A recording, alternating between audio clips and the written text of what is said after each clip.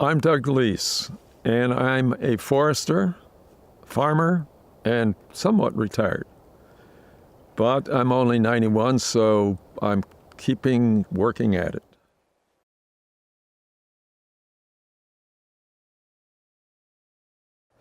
Well, I was born in 1926 and lived in Oakland, California. I went to school there in Oakland through high school, and then went to UC Berkeley, Forestry. And from my early days, the family had a retreat cabin down near Santa Cruz in the woods there. And then we used to go periodically to fishing trips in the Sierra Nevada. And I was hooked on the woods from the very start. But anyway, we went through school there and progressed from grade school to high school.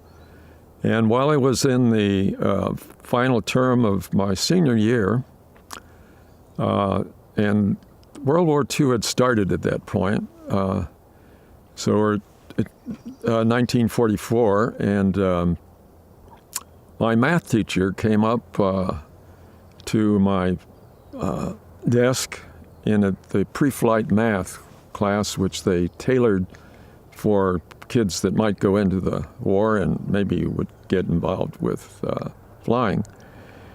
And anyway, the math teacher she was a real jewel. But she came up next to my desk and she said, Doug, I want you to pack your books together and go to the office and leave and you can register at UC Berkeley next week. And you're wasting your time in high school at this point. You need to get to college now. And I thought for a few minutes, and I thought, well, I guess I wait till the end of the day. But she said, no, I want you to go now. So I went to the office, checked out, I went home, and this was kind of early in the day. And my mom said, what are you doing this time of day? And I said, well, I got kicked out of school today. And she said, well, I'm not surprised, but what happened? And so I told her. So anyway, I got to start at UC Berkeley before I spent some time in service. And at that point, when I went out there, I thought, well, maybe I should go for an engineering program. And so I did. I took the chemistry, the engineering course, and the physics, and so forth. But I also went out for the track team. So I stayed with an interest in sports, which we developed very early. I loved to play every ball sport and loved to hike, loved to fish. And so I stayed for that semester at Cal, and then went from there into the Merchant Marine as a cadet.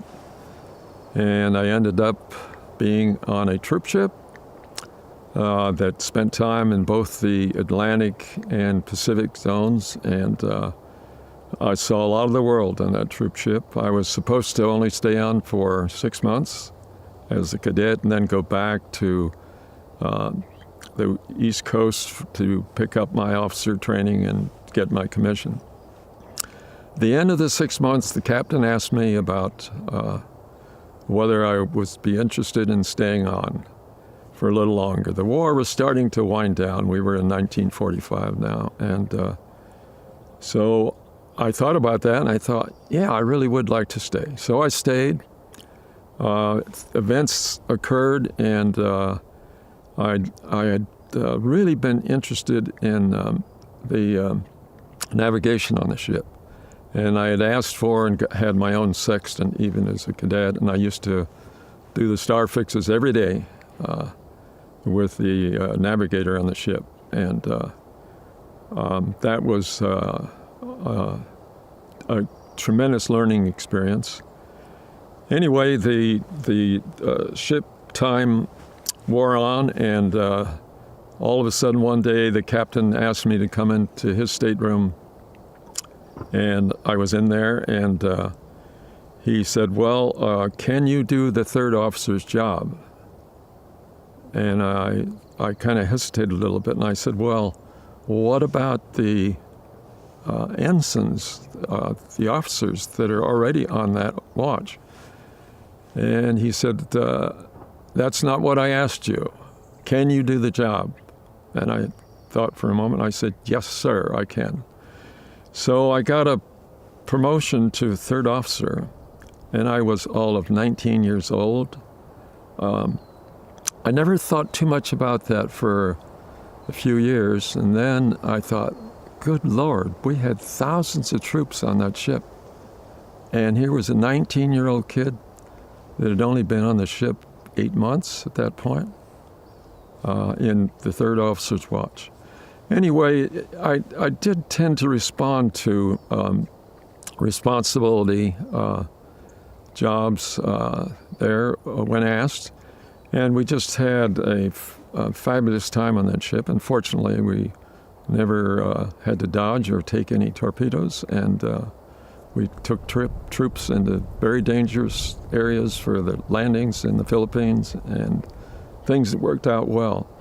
I came back from that and I hesitated a little bit and thought, wow, the sea life could be really good. Is that where I want to be? But I had also thought at the time I was on board ship that I really didn't want to be in a job that required me to be in an office all the time. I wanted to be outside. And I knew about forestry at Berkeley, and I came convinced that I wanted to go for forestry. And so coming back out of the war years, I went into the program for forestry at Berkeley and was there for 4 years. Jobs were a little tough as you came out of college in 1950. But there was some temporary appointments available in the Forest Service, and I grabbed one of those. And that took me to Mount Shasta.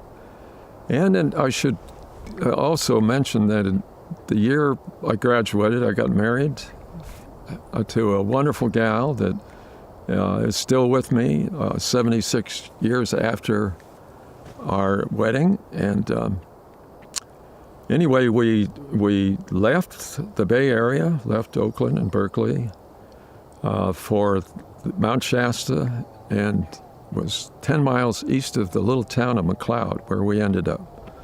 One other family living out there, and we lived actually in a house that was about 3 miles from there, all by ourselves.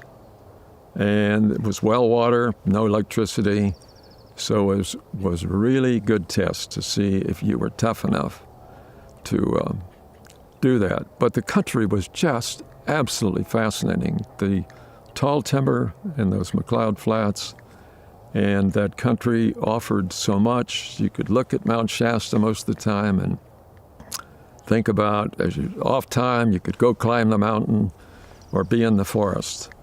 Well, I stayed at the nursery for a while, and then got into timber sale work there. And at one point, I volunteered to go to Colorado for the Engelmann spruce bug activity. And this was my first interface with a classic case of windblown timber being the incubation area for an outbreak of beetles. And the beetles in this case were the Engelmann spruce bark beetles.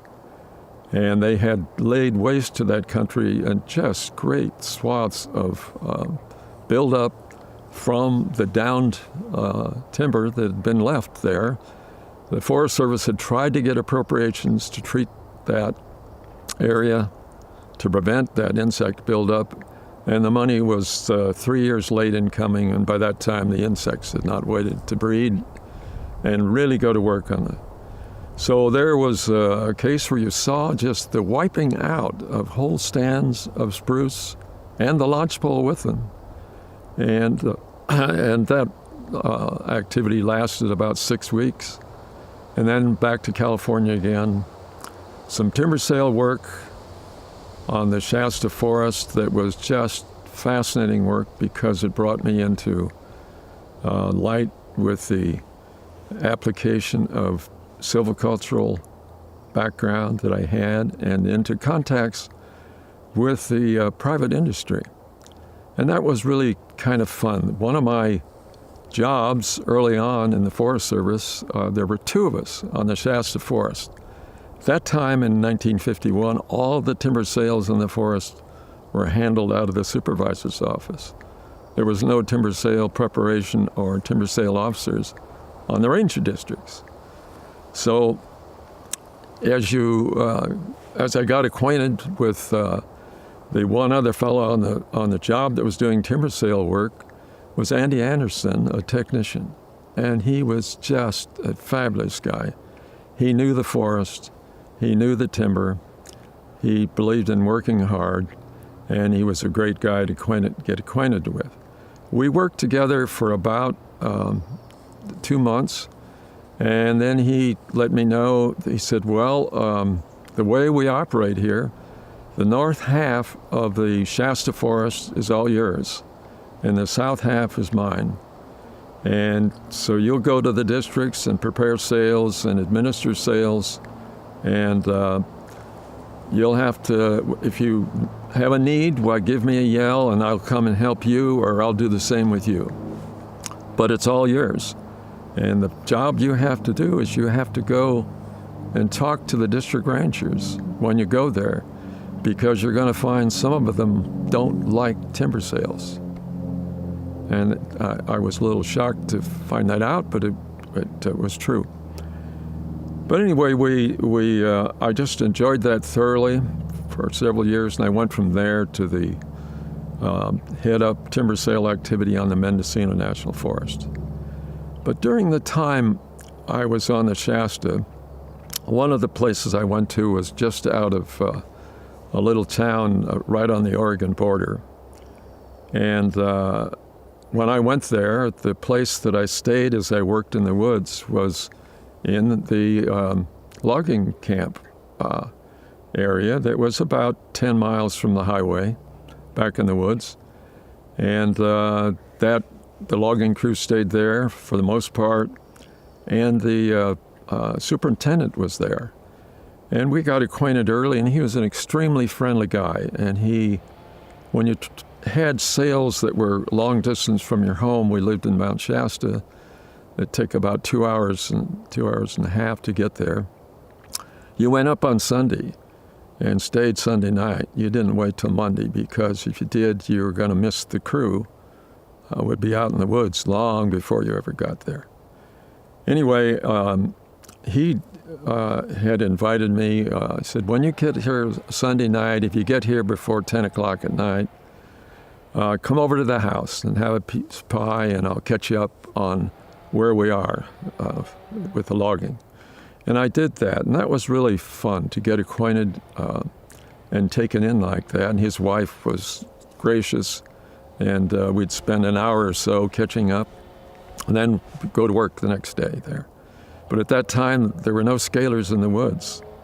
You marked the timber, you after it's felled and bucked, you went back and caliper scaled in the woods. And that was a job that kept you running from spot to spot. But it was doable, and the only thing, one of the really incredible things was the logging boss, Lou Winfield was his name, gave me a little group of a little pad of slips, and he said, Doug, this is our hire and fire slips. If you find somebody that is not following the contract, give them a slip, and we won't argue with them. They'll be fired. And he said, we want to comply with the contract. And I thought to myself, wow, that's a heavy load to carry. But I found in one case I came up on a set of fallers, and a guy was falling a unmarked tree.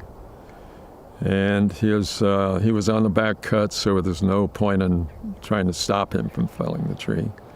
But after he did, I walked up and I gave him the slip, and his partner yelled at him, and he said, "I told you the ranger was going to catch you, and now you're fired." And so anyway, I mentioned the fact to my boss in Mount Shasta one time about the hire and fire slips, and he said, "What?" And he said, "Well, you never used one of those, did you?" And I said, "Well, I did, as a matter of fact." And he said, "Well, you really shouldn't get involved in that sort of thing, but it solved the problem, and the word gets out among the crew there, and you never had another problem with that crew." But anyway, I enjoyed that association. Hadn't had that association. I found out that almost all the crew had come out during the war from the southern part of the United States, because the original crew that had been there during the war went down to the shipyards to work, or the aircraft factories to work, because the salaries, the pays were frozen for the logging industry. And they couldn't make any more there. So they quit the jobs to go find the high-paying jobs that were possible in the war industry. So anyway, these crews had come from Tennessee and Oklahoma and some of the southern states, and they had come, and they had stayed after the war, and they were there. Well, we had a good time there. We went to moved from there to the forest headquarters for the Mendocino was Willows, and now we're into a coastal forest on the Mendocino forest. And I found that as I got there that they only had started timber sales, and they were looking for someone to take on the entire forest for heading up timber sales. And so I stepped into that job, and I thought at the time, wow, that's a heavy load to put on a guy that's only got 4 years experience in the outfit, but I did it. And one of the early forest jobs was of the timber sale jobs was to prepare a sale on the western part of the forest that had not been logged at all. And I looked for information to map data and so forth, and Mendocino had some really terrible problems with survey work. They had some faulty surveys out there with corners had been reset because people weren't happy that they didn't get all the timber when they got their patents. And so there was that part to deal with, but there weren't really good maps. And fortunately, in college I had the aerial photography course from Bob Caldwell, and I really enjoyed that. But anyway, I asked my boss, I said, I really need a set of photos for that. I'd like to hire a flight of photos, and I'd like to be able to spec the photos, set the specifications so we could use them. And to my delight, he said, well, go ahead and do it if that's what you figure you need to do. And I did that, and I got an excellent set of photos out of it, and it allowed us to do the job.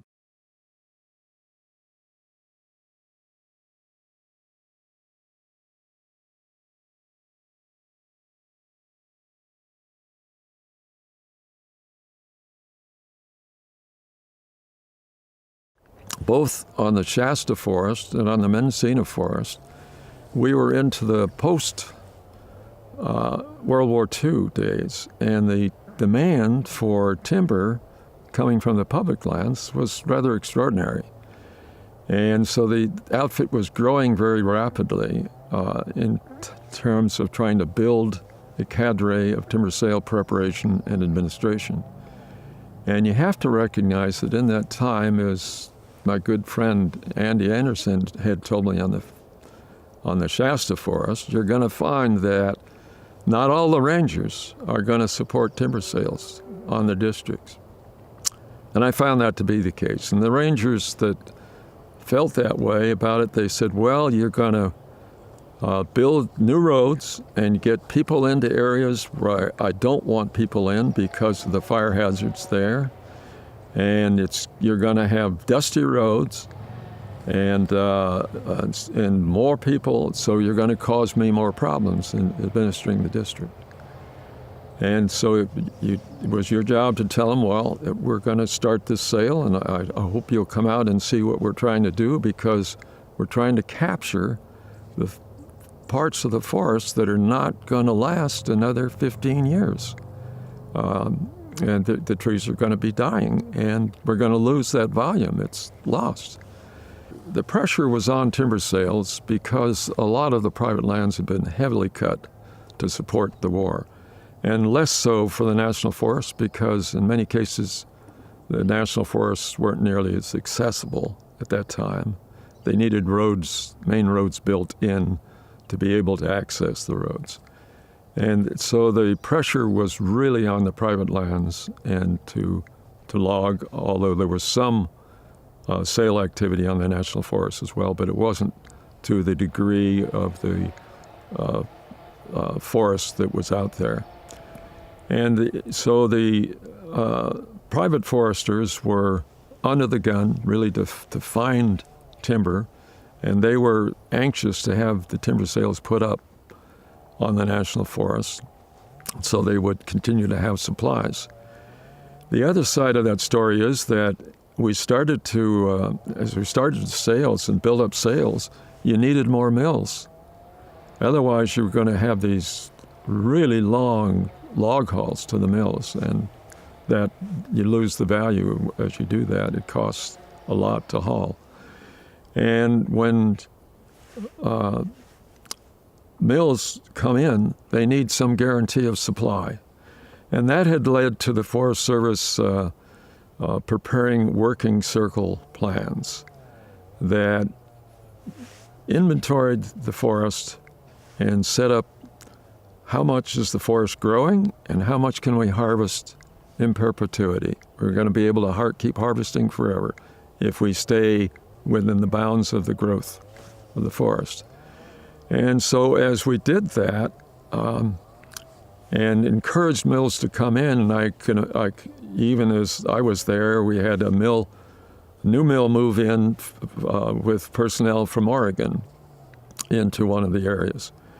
And they were really interested because while they had some supply of timber that was going to come from the alternate section private land ownership, they knew that they were going to be dependent on national forest timber, and they wanted to know what the certainty was with sales. Well, we could tell them what our targets were and what we could expect to put out. And so you got into really a good relationship with the private owners. And it was interesting at that time because the Forest Service timber sale contract had a clause in it which read that the logging was to be carried out under conditions satisfactory to the forest officer in charge.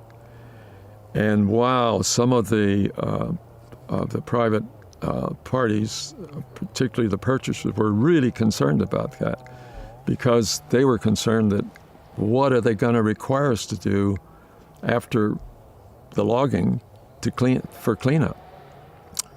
And I knew that clause very well, and usually we got a lot of cleanup work done, and we always got erosion control work done on the skid trails and other things. And I always tried to, at the end of a logging activity, to use their tractors to bunch the slash so we could burn it without burning the forest. And our plans at that time was you took out about 35% of the forest volume, something like that, with those harvests. You didn't take out 2/3 of it, but you took out less than half, usually 35 to 40%.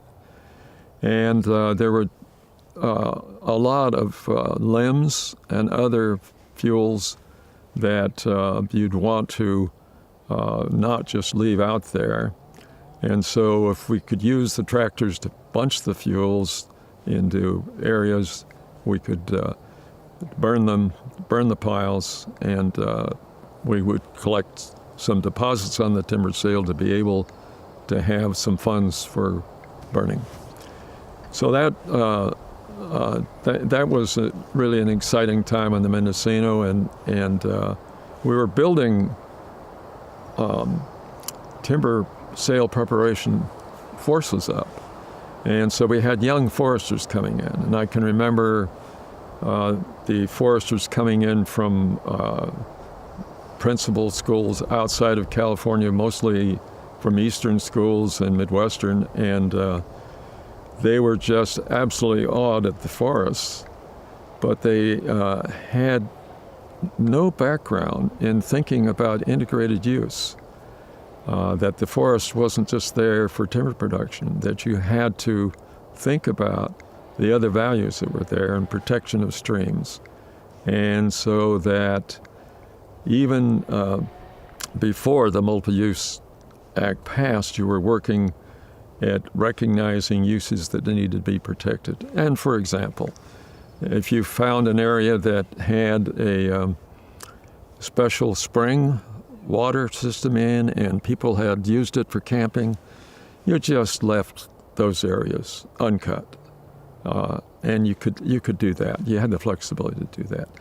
But you made sure that you didn't remove by your logging activity values that needed to be there for the forest. And you're very careful with stream crossings and where skid trails went. And I know at times that the logging boss would get so frustrated with us and being so particular at protecting the forest that was left that he at one time told me, he said, "Well, Doug, you take the crew and tell them the way you want to do. I'm not even going to be out there. And I'll just be happy as the devil when we get off the national forest land because your conditions are too strict."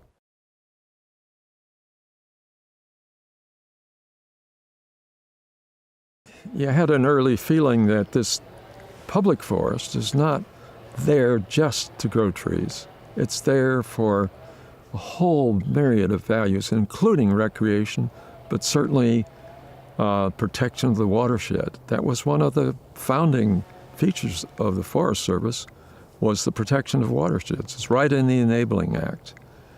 And so you had other values to recognize as you approached the timber sale activity, and you had to incorporate those. And you felt good about that.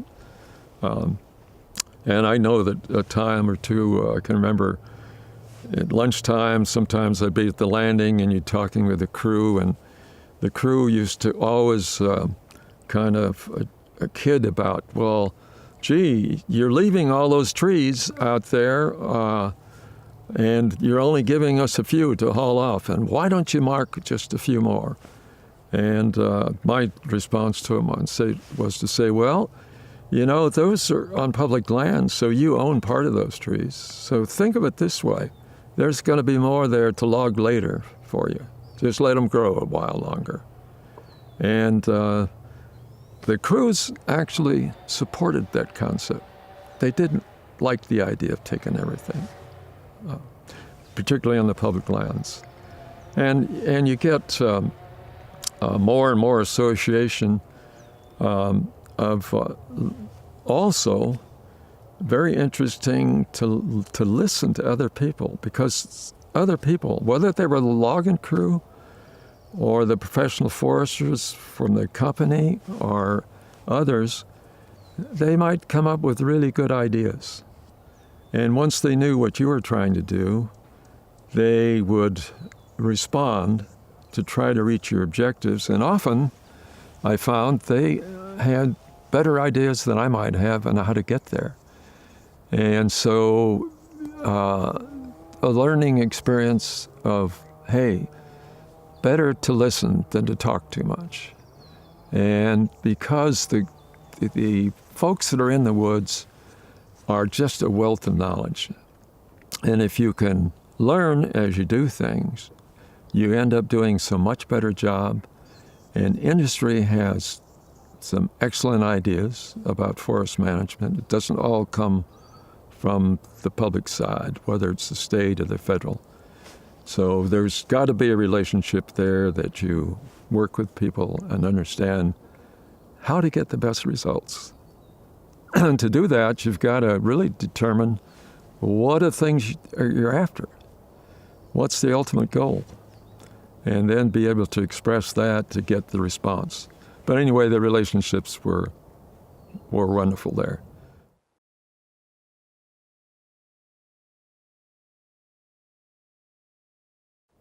We went on from the timber sale activity to another forest, and a coastal forest, this time on the Six Rivers, where I had a ranger district. And that was really a challenging job because you're into an area where the main highway closed several times a year. And you're living there and raising a family, and you've got 45 miles to the hospital for birthing, and a highway that might close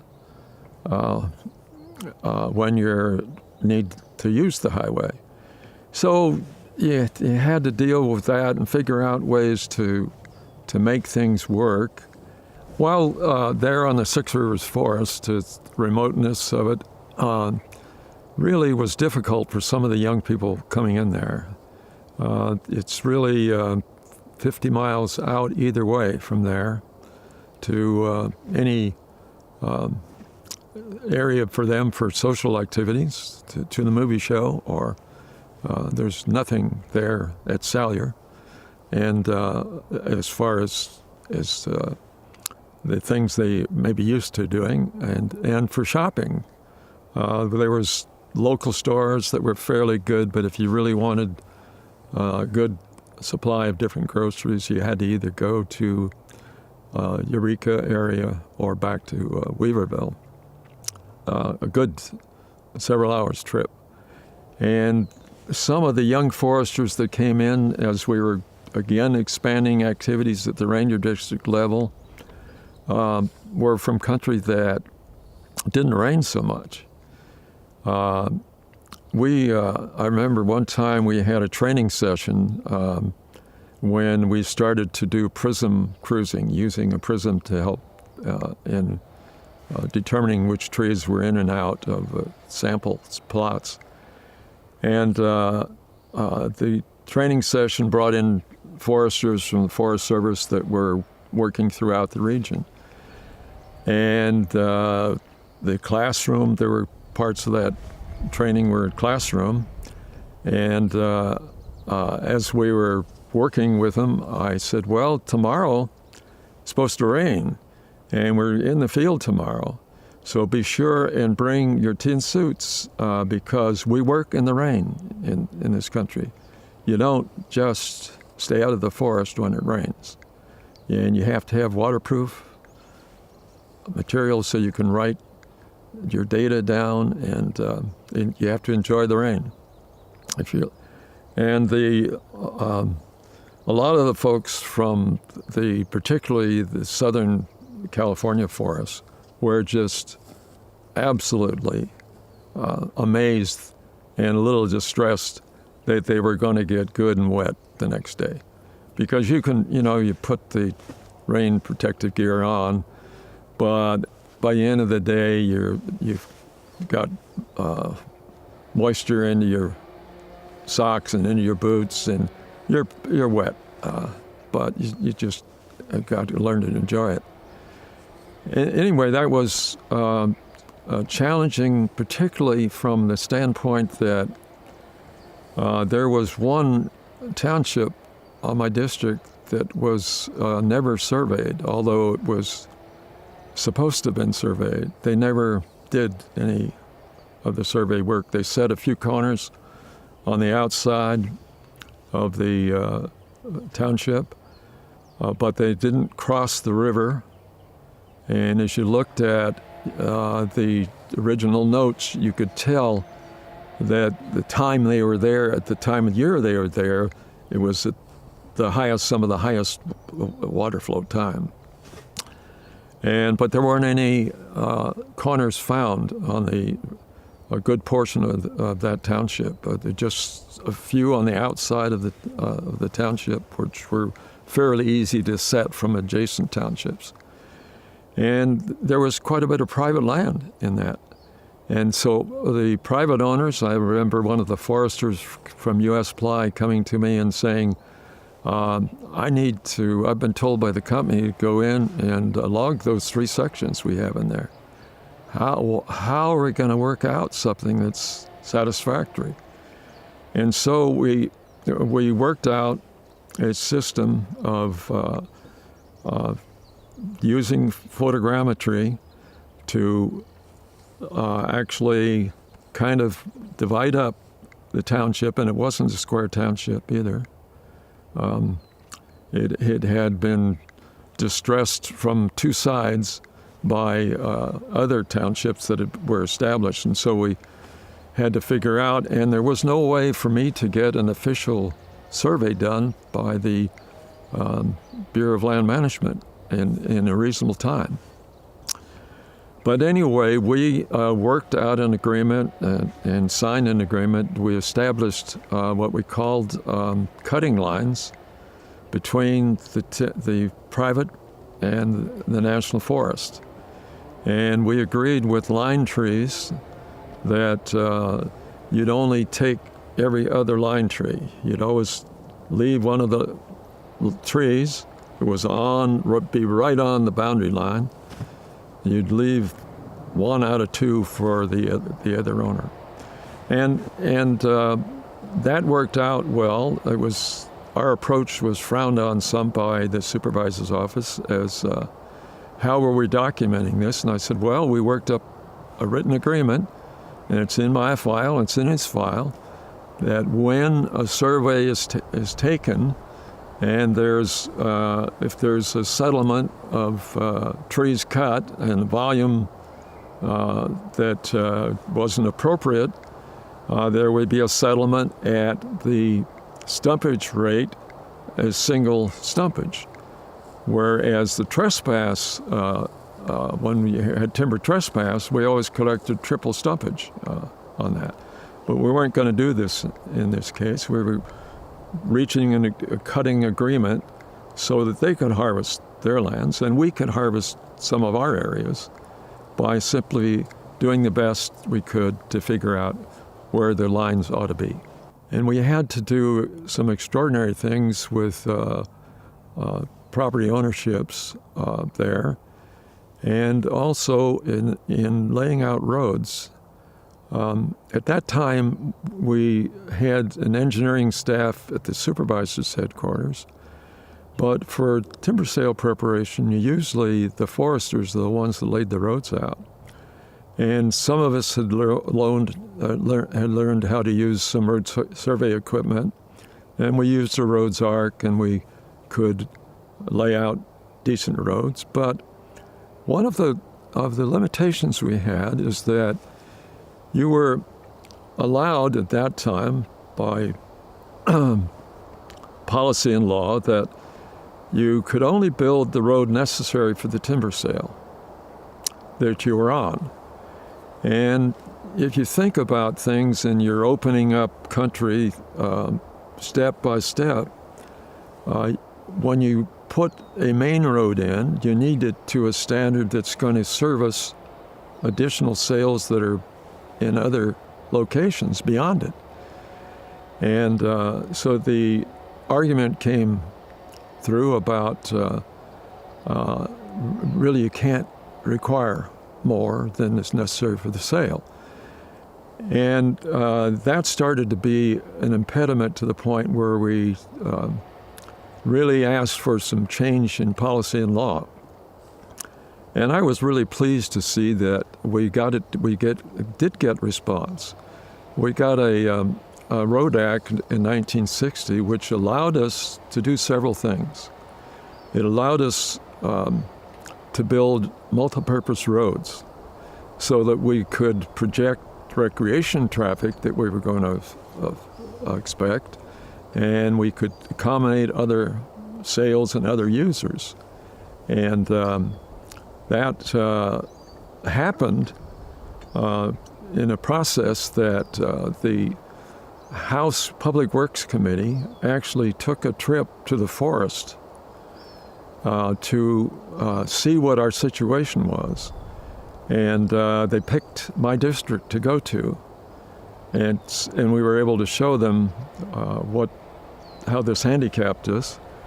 And they were quite willing.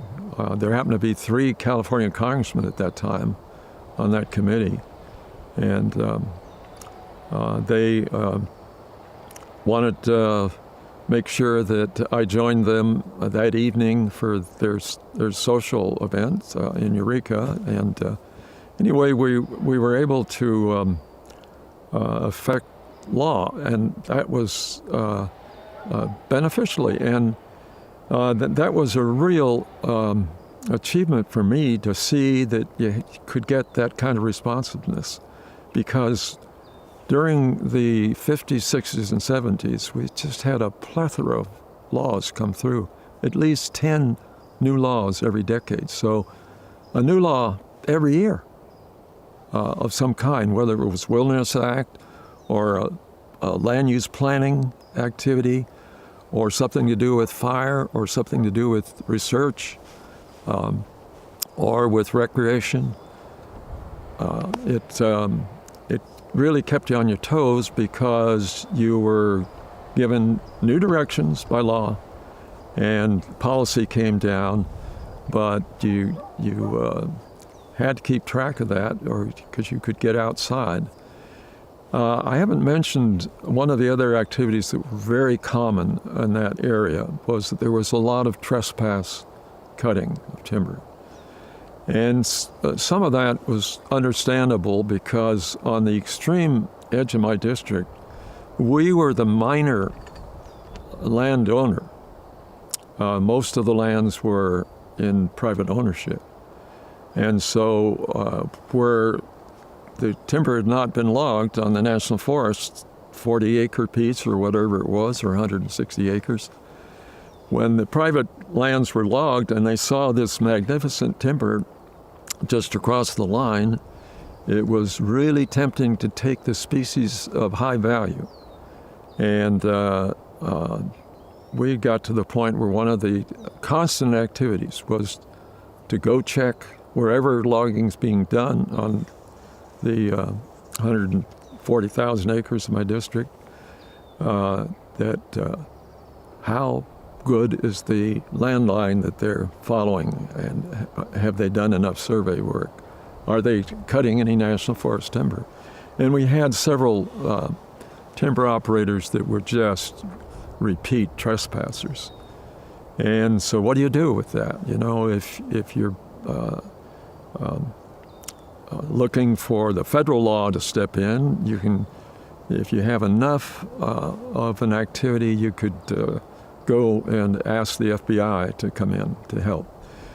But the thing that I found most useful was I started to use the local courts there to bring the person into the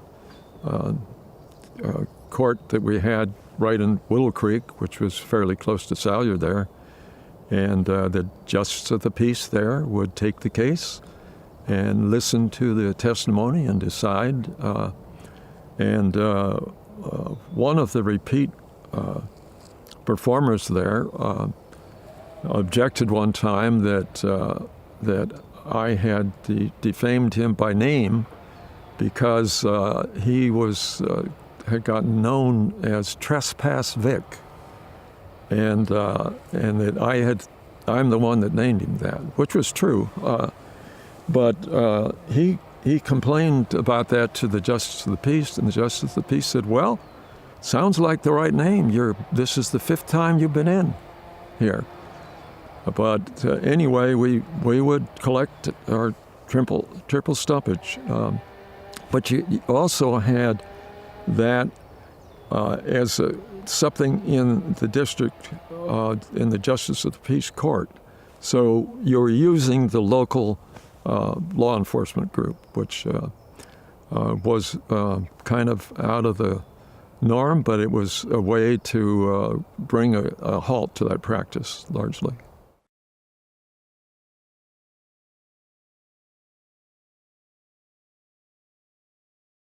Well, the career moves on from there.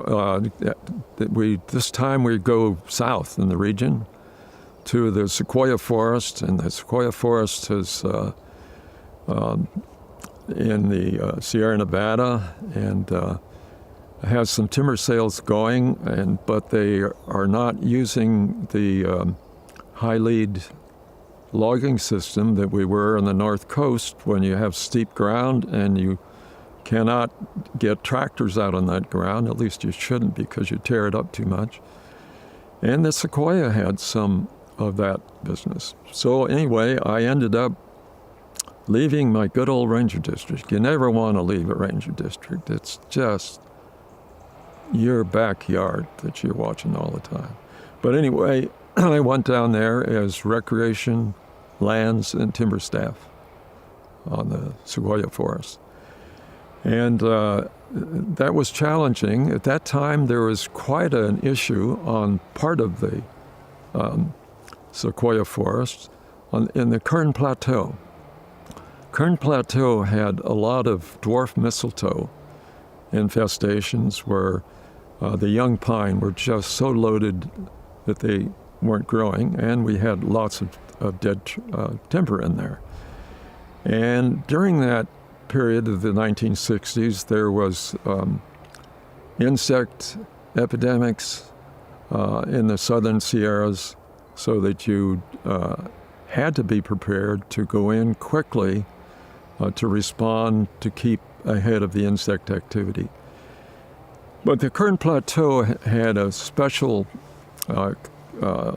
place for some of the folks that wanted their own areas to be able to go into, and would go in there by four-wheel drives without roads, and in some cases do damage to the land. But they didn't want to see any timber sales. They didn't want any public access. They wanted that place to themselves. And it got to be an area of national significance, to the point where there was a special investigating group that came out from the Congress to look at the Kern Plateau area. And they saw what we were doing. We were taking out high-risk trees that you don't figure are going to last another 15 to 20 years. And you can tell pretty much the trees talk to you if you're listening.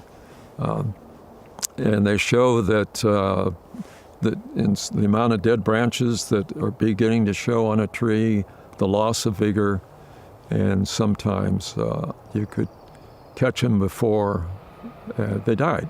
But the idea was to enter those stands and to remove the sick and diseased trees, and also to develop a road system that allowed public access to the land.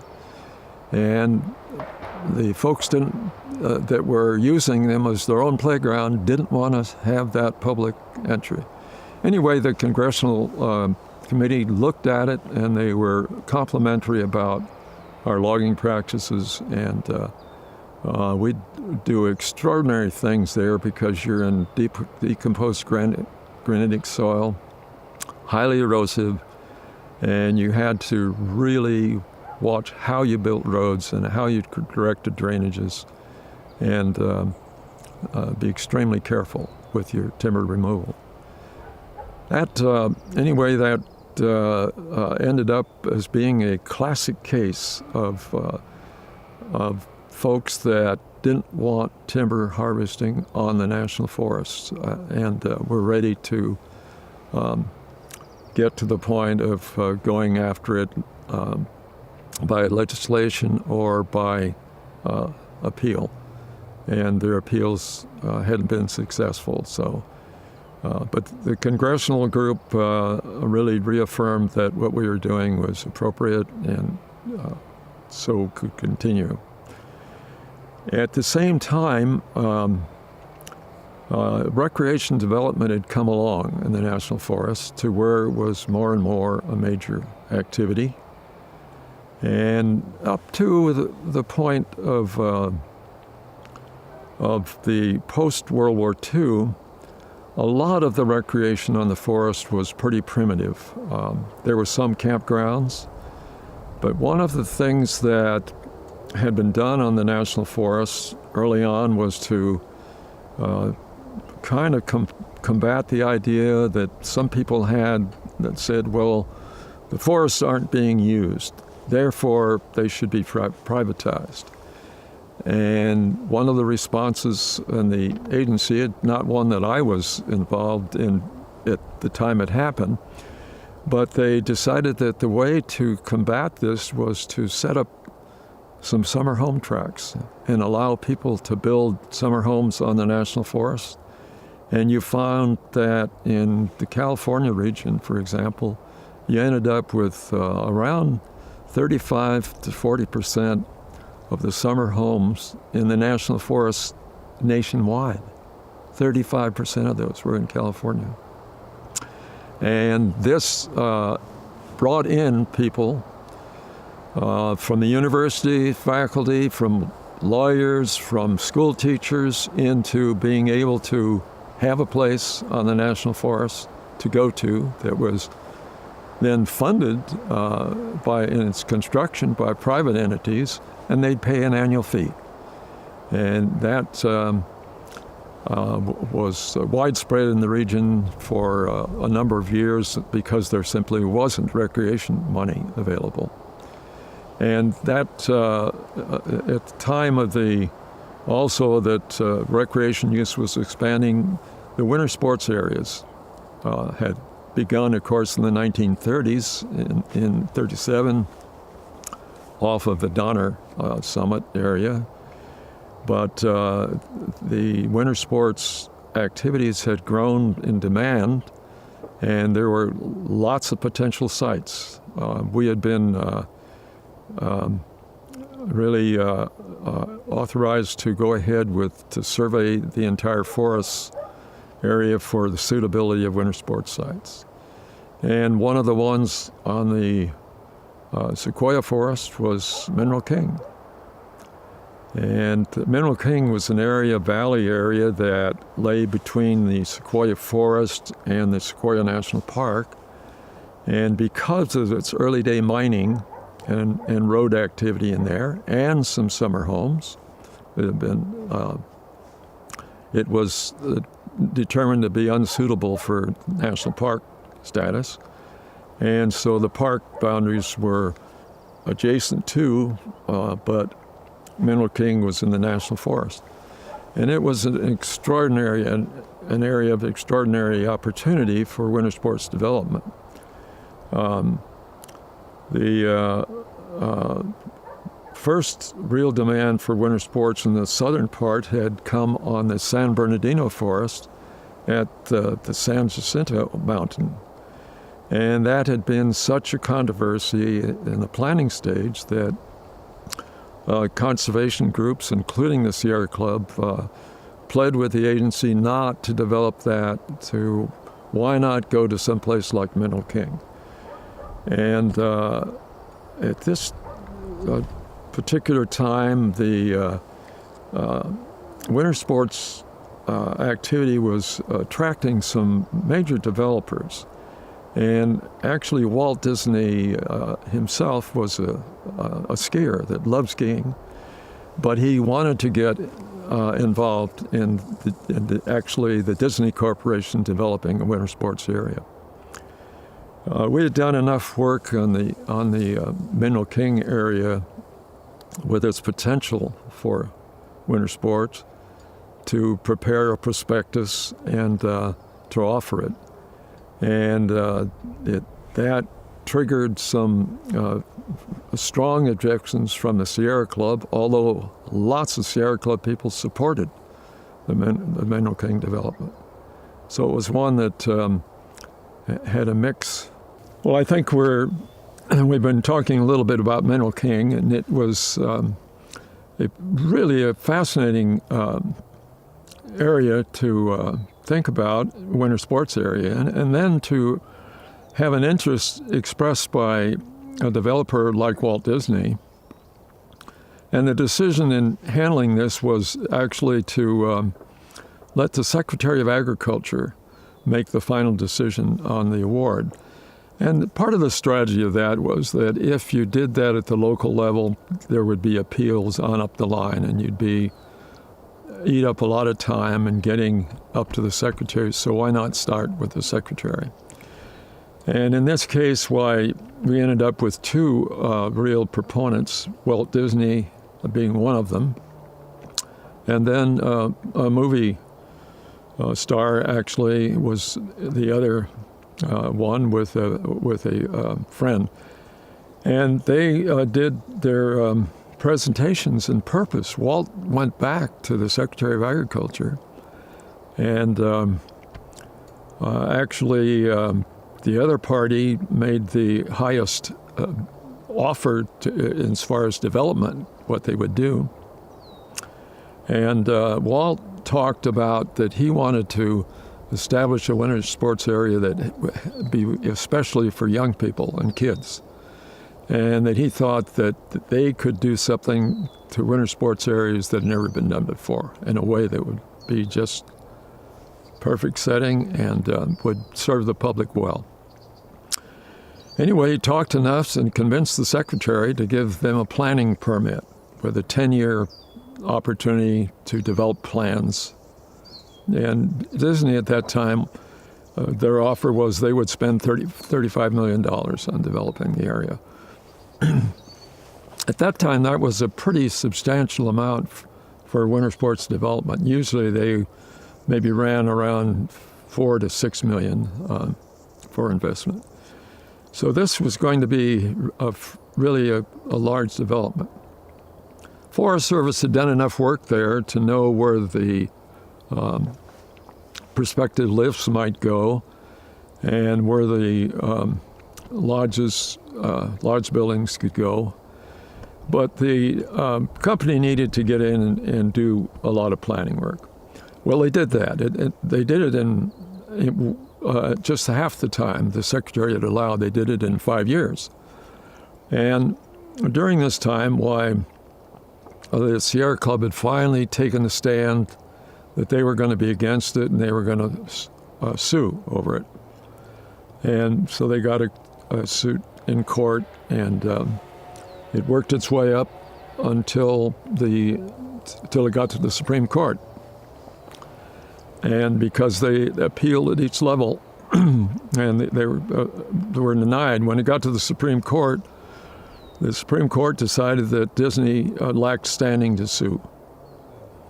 They lacked standing to sue. So that took the case right back to the district court level again. And it was ready to go. Well, during the planning stages and the proposals by Disney, the price in that 5-year period had gone from $35 million to over $65 million. And a couple of the big items there were, if you were going to actually have road access so everybody would drive into the valley, then you needed a huge parking structure. And during the planning period, we'd worked with Disney to say, you really need to do something about getting that out of the valley. So they did. They actually bought an area right down near the flat land before the road started climbing the mountain. And decided they were going to put all the parking there, and that they were going to have some kind of transport in the valley. And they had begun to think about the possibility of a cog rail going in. And when the case came back to the district court from the Supreme Court, that was at a time that I was stepping in there as regional forester. And so it was up to me to reach a decision on going ahead. And if you'll remember, too, that at this time, we're about 1970 now, into mid-year in 1970, and NEPA had passed, the National Environmental Policy Act had passed, and that required that an environmental impact statement be filed for any proposal of major consequence. And so, but because the decision to build it had been granted, it was determined by our attorneys anyway that this was outside the law provisions because the law had come later after the decision had been made. And as Disney reshaped the project, both in terms of cost and access, there are a number of questions that came up. What would the impacts be from building a cog rail in there? I had never been concerned before. Well, the issues that it raised caused us to do some more evaluations. And then there was the decision, well, do you take those recent evaluations and do you submit an impact statement related to those? And internally, we had lots of pressure. No, let's go ahead. We've waited this thing for so doggone long now. We got to get moving if we're going to ever get a development. And anyway, I talked to a number of the people that were involved in it and finally decided that let's go ahead and put a statement together and file it with CEQ, Council on Environmental Quality. And so that it was going to take some months to do. And in the meantime, the Sierra Club has decided that they aren't going to win in court, and essentially, and they decide to go for legislative response, which would add the area to the park, take it out from the Forest Service. And so we got in some discussions with that, but the time delay to file the impact statement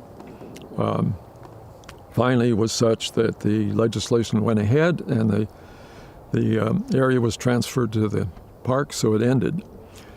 Along the way, about in the late 1960s, Walt Disney died.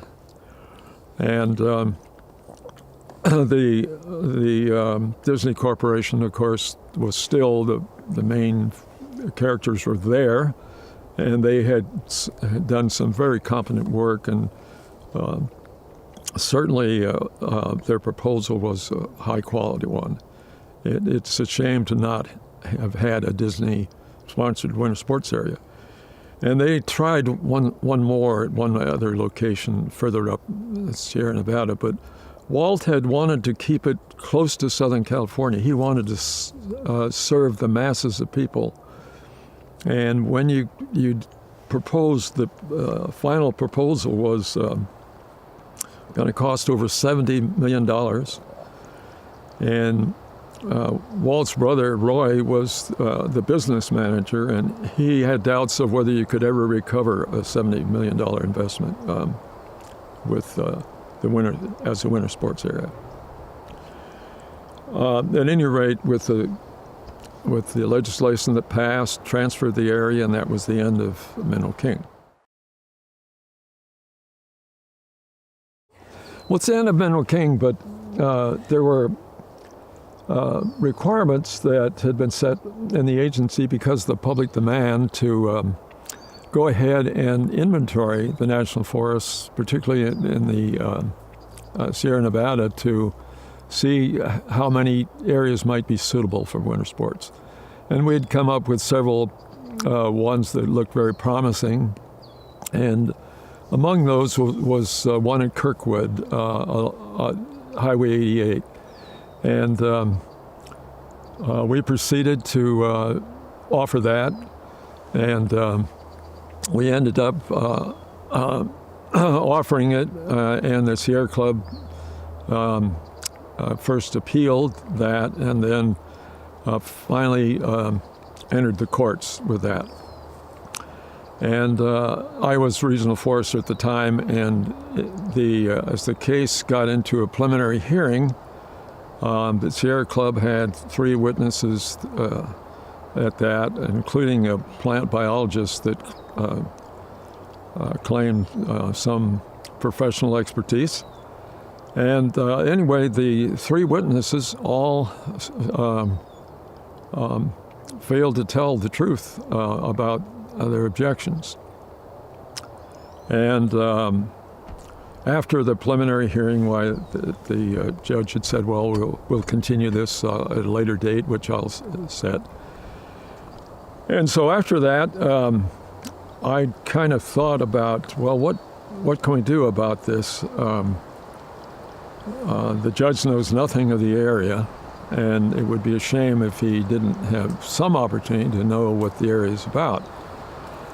And against the advice of my attorneys, I called the judge, and I suggested to him that I would be glad to take him personally on a visit to the site, and perhaps it would be good. I'd bring my wife, he could bring his, and we'd have a picnic up on the site. And he was very hesitant at first about agreeing to do that, but then he did. And I had promised him that at the time that I would make sure that no other Forest Service people would be up and around there, and we'd do it on a weekend. Well, I suggested to the judge that I could provide a site visit for him so he'd be familiar with the site. And I promised I would make no comments about any of the testimony offered so far or that any of the controversies, but I would just show him what the development was going to look like from the highway, from Highway 88. And he agreed, and we met and had a good picnic up there. And one of the issues that had been raised is that one of the plants that occurs naturally up there that flowers in the summer, and then at the first frost, it dies, the plant dies. And the witness had claimed that even in our studying the area, we had killed some of those plants, and that having a winter sports area would kill the plants as the skiers went over the snow. And that we knew was a stretch, clear outside of reasonableness. But anyway, in our travels up there, I was able to show him much of the area that was going to be developed and talk to how it was going to be developed. And he finally asked me the question. He said, well, where is one of these plants that was described that you've killed? And I said, oh, there's one right close to us over here. Let's walk over and look at it. Well, we'd had a frost already, so it was dead on top. The leaves were dried up and brown. And so I mentioned to him, I said, well, this is a plant that is very sensitive to freezing temperatures, and it goes dormant. And it has root growth, and it bounces back the next year. And so I dug up and showed him the roots. He commented and said, well, that witness lied in my court. And I said, well, I can't comment on this. I promised I wouldn't. And so he said, I respect that. And then so he asked me about a couple of the other questions. Where is this and where is that? And I showed him. And he became very upset that he had misrepresentation. And he told me at the time, he said, well, whenever a public interest group brings action against the government and they come into my court, I'm on their side. And you're in the government, you're going to have to prove that you're not doing these bad things. And he said, well, anyway, I appreciate the visit to the site today, and I'm going to call for another hearing in a couple of weeks, and would you please attend? I said, certainly, I'll be glad to.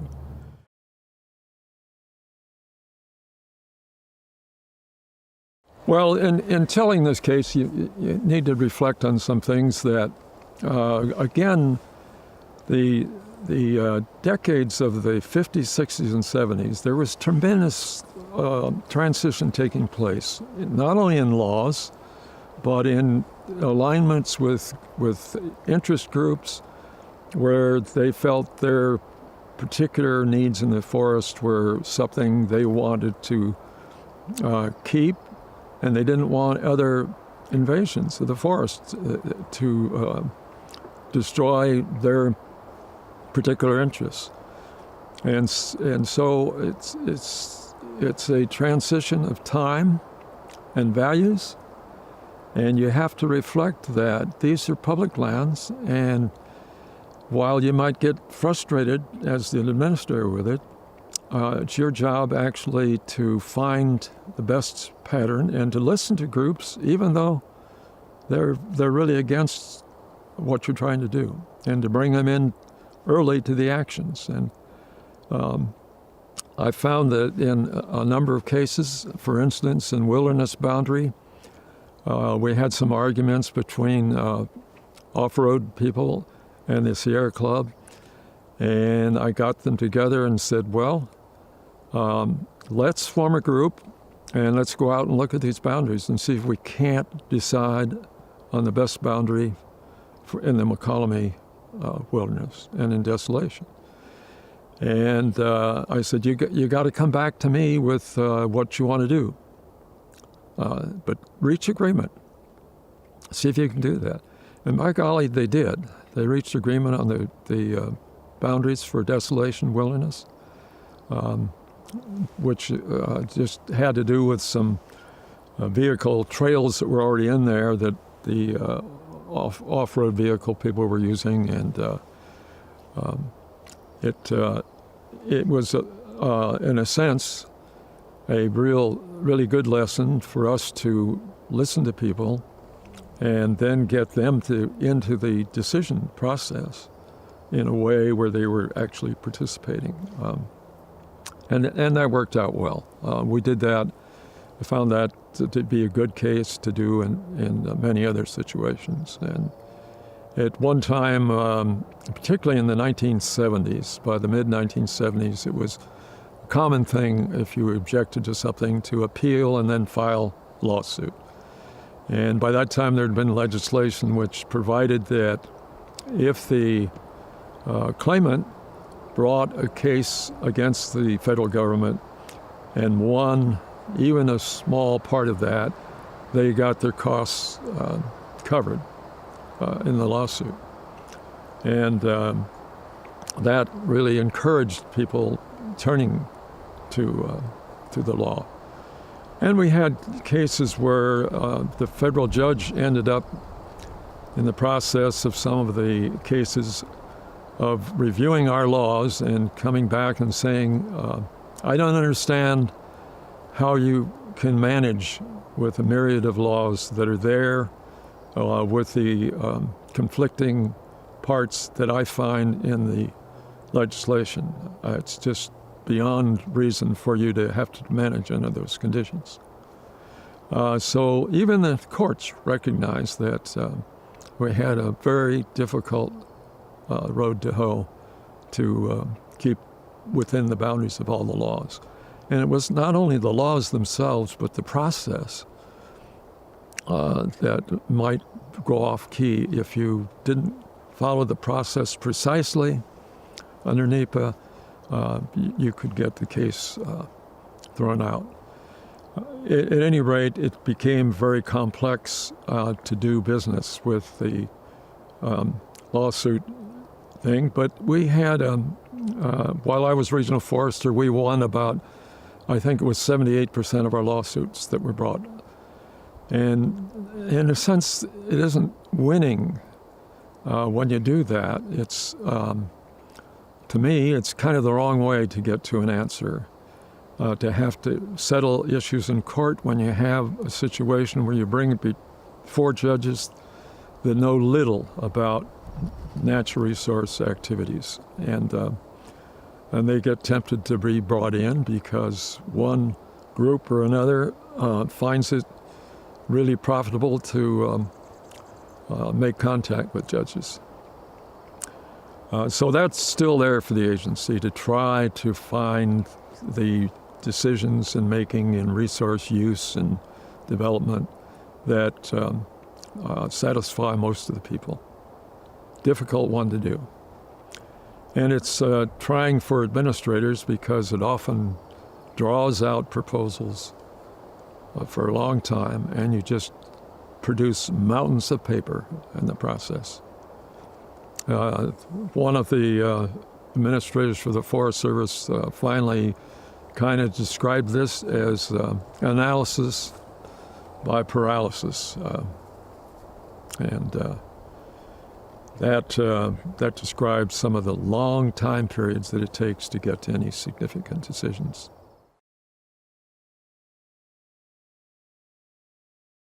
The transportation system planning was an extremely important activity. And as we got into multi-purpose roads, and fortunately, by then we had done a lot of work on multi-purpose planning, on multi-use planning. And so rather than having a resource plan for wildlife or for timber or for recreation to have separately, you had plans that integrated those uses. And by integrating them, you identified areas that certain uses were going to be the dominant ones in, and other ones where they weren't. And as you did that, you kind of, in a sense, zoned out areas and provided for transitions of use that you got compatible end results from. The thing then is to deal a transportation system that allows you to realize those values, whether it's for range, watershed purposes, or timber harvesting, or recreation development. You're looking at all those. And major road construction early on in the agency was handled by the Bureau of Public Roads. And forests were set up with identifying forest highways and putting numbers on those. And then the Bureau of Reclamation would periodically get around to building a section of a forest highway. They weren't connected to our program activities, and it was extremely frustrating to have the Bureau tell us that, well, they won't get to that road section for another 5 years as you're trying to plan out activities and respond. And so the Road Act gave us the right to build roads to the standards that were required, to do that within the Forest Service. And it also gave us the opportunity to do that above the standard that required for the individual timber sale. And most important, perhaps, it was the one that allowed us to enter cooperative road construction agreements. And that was done initially, the national model for that was done right on the El Dorado Forest. We had some extremely cooperative private land operators. And we had also a major activity in hydroelectric development, SMUD's operation. And when you considered all those uses, the private timberlands, the National Forest timberlands, the National Forest recreation use, you had the demand for a substantial road, a road that's going to be surfaced at the beginning in design, and be usable, for 45 mile an hour multi-traffic recreation use as well as timber hauling. And that led us into designing a cooperative agreement with industry, where industry lands in the national forest lands that were going to be accessed by a road were evaluated on how much use was going to be come from one party or the other, usually based on the volume of timber that would be coming out over time. And then we would get into some discussion of standards higher than needed for timber, and the job was for the Forest Service would pick up those costs for public recreation use. We were able to do that successfully with the industry operating on the El Dorado, and it was just a marvelous thing to get that going, because it also allowed us, for example, when we had 1 year that of flood conditions and a lot of washout on roads, we were able to go to the principal logging company and urge them to make the restitution, so that we didn't have to put contracts out to do that, to take up a lot of time and be excessive in cost. The timber industry could go in and do the work and receive credits for their work that were proportionate to their ownership. And that then spread into a national agreement that was national in scope and worked out really well. But to do that, you have to respect both parties. You can't go at it from the standpoint of, well, we're the federal government, therefore we can do something. And when you get to the best working conditions, I know in this particular case, well, I was forest supervisor here on the El Dorado, and in the north end we had quite a bit of flood damage. I was able to call the forest manager up there and suggest that could he start in the flood restoration work right away, and he said he could. He said, I actually have some culverts here for a job that we're going to use, but I can use some of those and we can get right on it.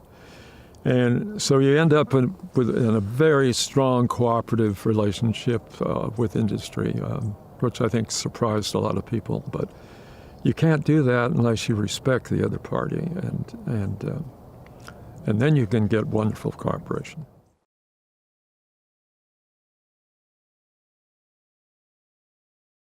Well, another activity that we've only really touched upon, fire and fire suppression and fuel reductions were extremely important in any of the forests that I worked on.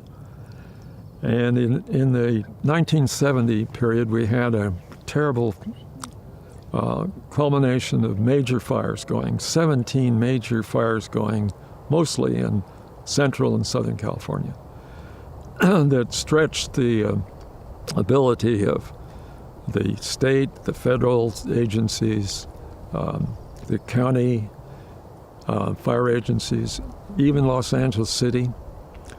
And the aftermath of that was the declarations by the then governor of California, Reagan, and by a number of us, that we had to find a better way to handle these extreme emergencies. And we knew that as we worked cooperatively with each other, we had different radio frequencies. We had different nomenclature. We called organizations different names. So there was similarity in desire, but the tools were substantially different.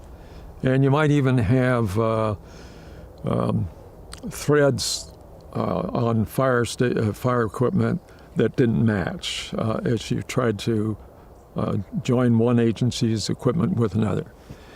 So a lot of things. And we also had seen some gain in technology that the military had that we wanted access to. And I can mention, for example, that forward-looking infrared, the ability to actually fly a going fire and take infrared photography that you can do through this smoke and fire and get an actual existing map of the fire and then send it by plane down to the ground. So you could be flying that and I'd have the map 10 minutes later at the fire office. But so we knew that there were some things that we could do. And as kind of a happenstance, one of the principal contractors for the federal government in aviation matters had been the Firescope, or the, not Firescope, the organization in Southern California that did advanced work in aircraft design and production. And their office was there on the San Bernardino National Forest, right down at the location in the valley where they saw the activity in one of the fires. And Aerospace Corporation thought that there must be a better way to handle all this demands of a fire, a fast-moving fire, and the amount of equipment that was coming in. And how did you plan? And was there a systems approach possible to all of this? They went to the Congress and after the fires, and they were able to get an appropriation. And they thought the appropriation would be something that would come to them for contract work. And the appropriation came to the Fire Research Lab in Southern California. And it was really geared towards the development of master computer application programs to be able to do things with data and with planning and actions. And one of the fire researchers there looked at this and he thought, this isn't really what needs to be done. We need to attack the whole diverse structure that the various agencies have and the communications and technology. We need to get at all of these things. And so they were able to change the direct for the funding into a massive program called Firescope, in which we got organizational representation from all the principal operators in Southern California, but including State of California, Forest Service, Los Angeles City, Los Angeles County, Santa Barbara, Ventura. Ended up with 7 major players in this. And it first was a research project to really define what are we going to do? And because you're starting in the firefighting activity, all of us over the years, once you've been to a major fire, you all end up thinking, we've got to reorganize this. We've got to change what we're doing. We can improve stuff. But most of it ended up that we just need more equipment. And that no longer was the case, at least in most of the thinking. We need to be able to change other things. So we got a project started, and as being regional forester, I watched the research start in. And then I got a call from the research administrator, who asked me if I would come down and take over a chair of that committee, because it was no longer something that research could relate to with all the involvement of the other agencies. And I said, sure, I'd be glad to do that. And so we ended up with a board there of the principal agency managers. It had to be the principals. That's one thing we agreed to. No alternates for attending those meetings that we'd have perhaps once a month or more frequent if we needed them. The principals had to be there. And we pulled agency people from all the agencies to participate in forming what we were going to talk about and what we were going to try to do in this. So at an early stage, and people, of course, asked, well, how long are you going to need my people on this? And we all thought, well, we can do something in perhaps 3 to 6 months on this. And it took 2 years to really get through it. And it changed training standards, it changed the operation, the incident commander idea came out of it. And an incident commander meant that when you had a fire and you needed an incident commander, you got a whole troop of people. You also got all the forms that you needed to carry out the activities you're going to be called upon to take care of it. And in the process, we built a couple of mobile labs to take out the fire lines that had 6 telephone lines already, that had so many of the radio frequencies. We got dedicated frequencies from Federal Communications Commission, and you couldn't get those before. But we ended up also with getting the infrared equipment. But the modules to take out the fire line were ready to go. They were big transport things that were all the office you needed with all the equipment you could need there for the incident that you're approaching. And over time, as that became more and more sophisticated, and it included the capacity for all agencies to participate. So if you got to a fire where you needed the highway patrol or sheriff's office participation or whatever it was, you could bring them in. The organization allowed that kind of fluidity, and it could flow immediately. And so that was tried first in Southern California, and then slowly it got accepted across the nation. And today that operating system is used worldwide, not only for fires, but for flood activities. And in one case, it was used for the search after the Columbia disaster. The NASA called us, and after that disaster, they knew in Texas they needed to search the ground but how would you approach doing this? They had heard something about the incident command structure, and they called and asked. And working with the Texas Forest Service, you got state partners that make this thing go, not just the feds. And so within a day and a half, we were able to put crews on the ground, trained to search for parts, but also trained so they're not going to get exposed to the toxicity that comes with that thing, with the pieces of the space shuttle. But they conducted that research, and it was actually a huge credit to the fire services to be able to come up with something that could be applied in that way and solve the problem. And NASA was just absolutely blown away that we could organize that quickly and produce something that was that well integrated. But that's a tribute to not just the Forest Service, that's a tribute to all the fire agencies, because they were all part of putting this together, and they had a voice.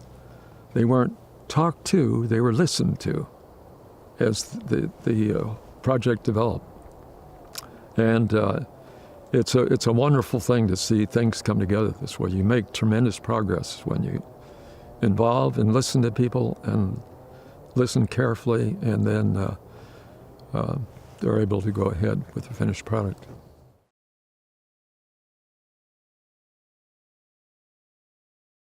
Well, one of the things that really struck me about the Firescope effort was that here's something that in the background of fire suppression for years, that we all had some ideas about improvements, and most of the time we ended up with we needed another helicopter, another tanker, or more crews, or this or that.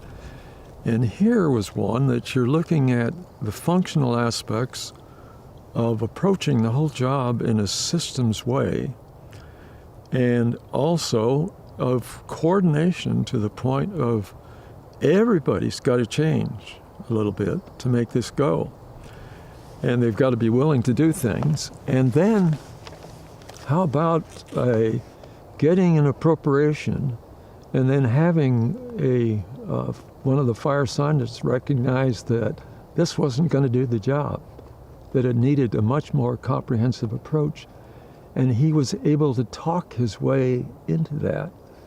And once again, his boss listened to a researcher that knew enough to know that this was not the answer, that we had to change the purpose of this money, and then to get the response from all the people that some felt a greater need to do it than others, and some felt that somebody else should do this. We shouldn't be trying to do it. And fortunately, we had people in different spots that were already well acquainted. Lou Moran from the state, and myself as regional forester. We locked in and said, we're going to do it. And our people responded well. But did Lou Moran and I have an idea where this is going to come out? Heck no. We just knew that maybe somewhere some working group could put this together. But it's kind of coming from the bottoms up, and to get people to listen. But it tells you that it's really important to listen to others, because they may have the answers that you'll never get trying to work from the top down.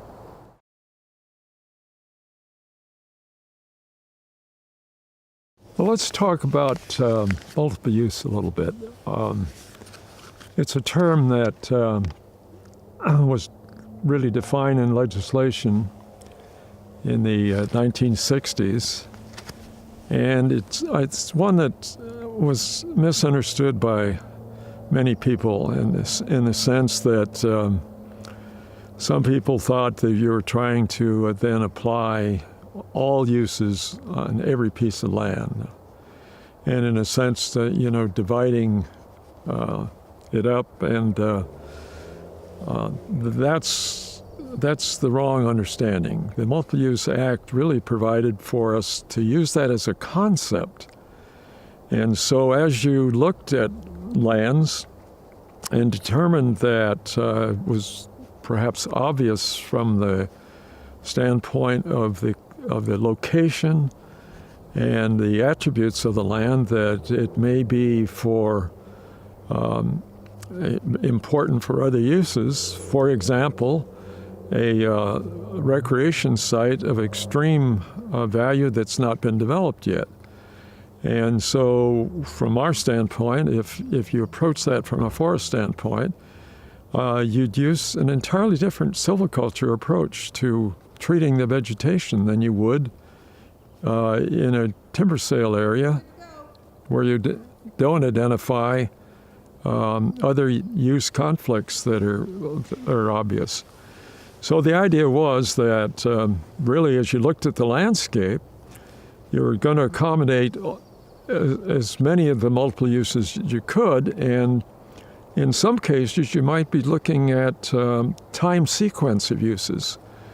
So maybe you'd have a light timber harvest in an area that was going to be a recreation development 5 years from now. And so it made a lot of sense if you approached it that way and kept it as a concept, which forced you then to look at your land area. And the national forests are truly an extremely remarkable combination of lands. There's 193 million acres in total in the national forests. That's about twice the size of the entire state of California. And so you've got a huge land base and a lot of resource values and a difficult job really to sort things out and think of uses in time so that sequentially you could provide for uses to follow and not destroy them by taking too strong an action in the use that you're applying at the present time. And this can be very true if you're looking at a winter sports area that also has a good stand of timber in it. You would approach that entirely differently than if you would on an adjacent area that isn't going to be part of the winter sports development. So the challenge was identify the land values out there and then manage to accommodate those uses, thinking not in time of just what's going on today, but what may be going on in the foreseeable future, and adjust your use patterns to make that accommodation so you get the best return for the public over time.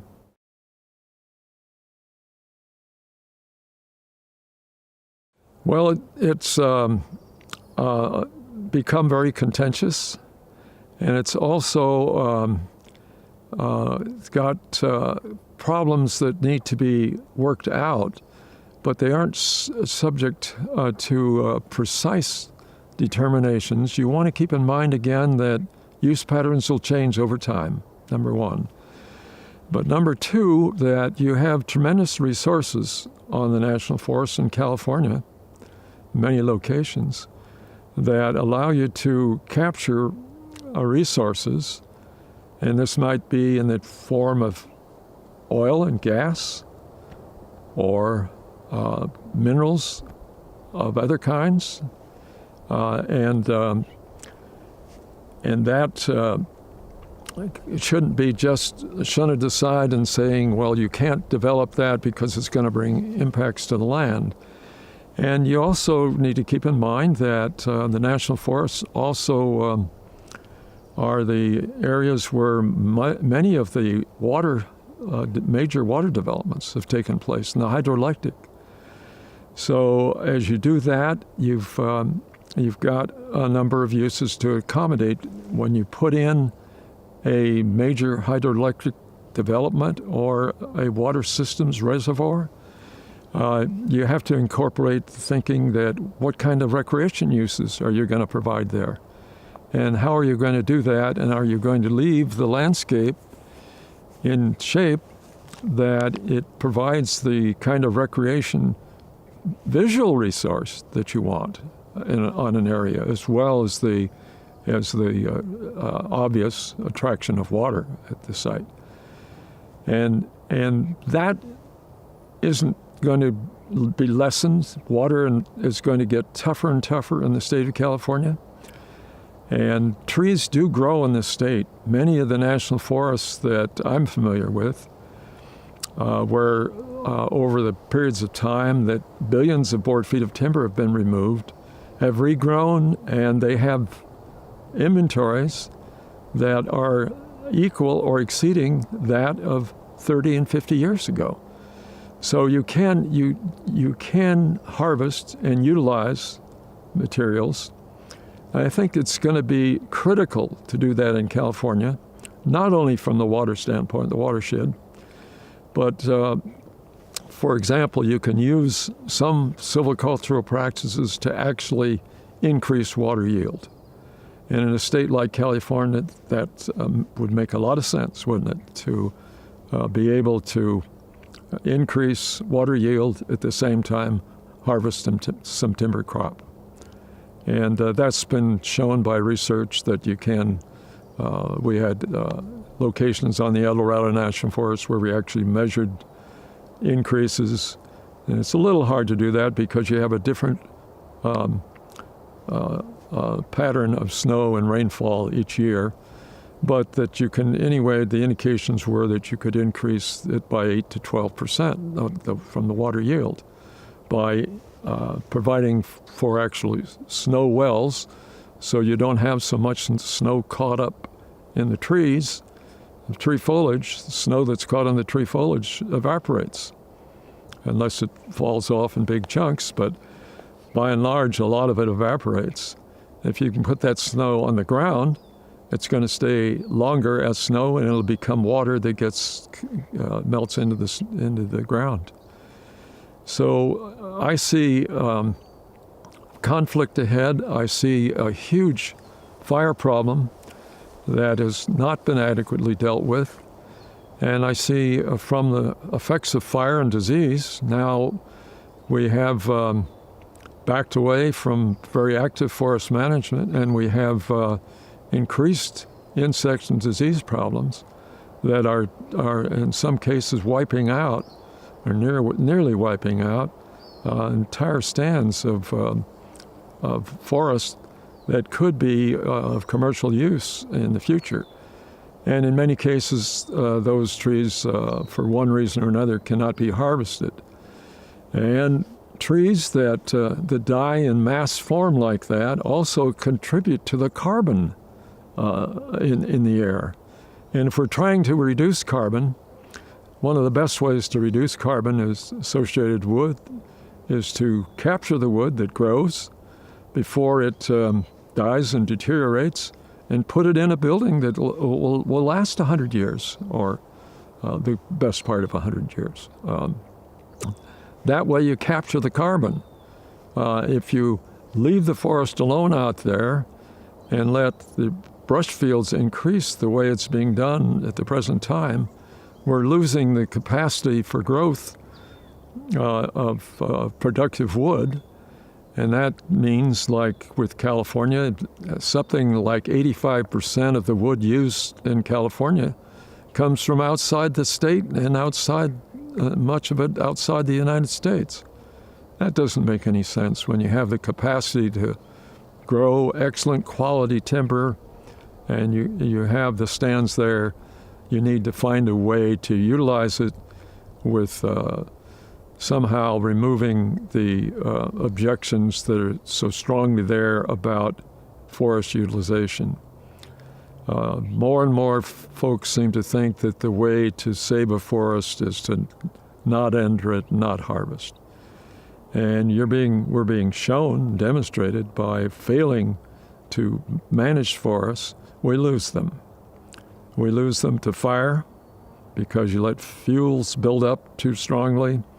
And when fires come through, they can impact the soil's productivity, and they certainly destroy a lot of wood, and they put a lot of carbon in the air. So holistically, if you want to do the environmental job, you'll do a more active job of forest management than the Forest Service is doing today on the land. And I'd like to see that happen. It's going to take a lot of work in getting understanding from people and getting recognition about the impacts of no action. And that's, I think at the present time, for example, from fire impacts and from insects and disease, the national forests in California, there's over 100,000 acres a year being lost to forest, becoming brushland. And that doesn't make any sense in a country that needs the wood production. And those jobs that could be there, if you're utilizing that resource, are also a great help to the economy. So let's get a better balanced approach to understanding all the good and bad parts about forest management or the lack of management. And let's make those forests come back into better productivity for the long term, not just the short term.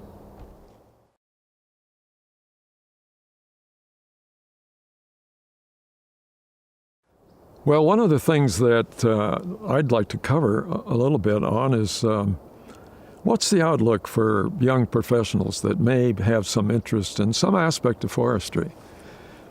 And forestry is really a broad activity today because over time we've seen the wisdom of bringing many other professionals to bear in the forest management activities. And people from landscape architects, hydrologists, entomologists, the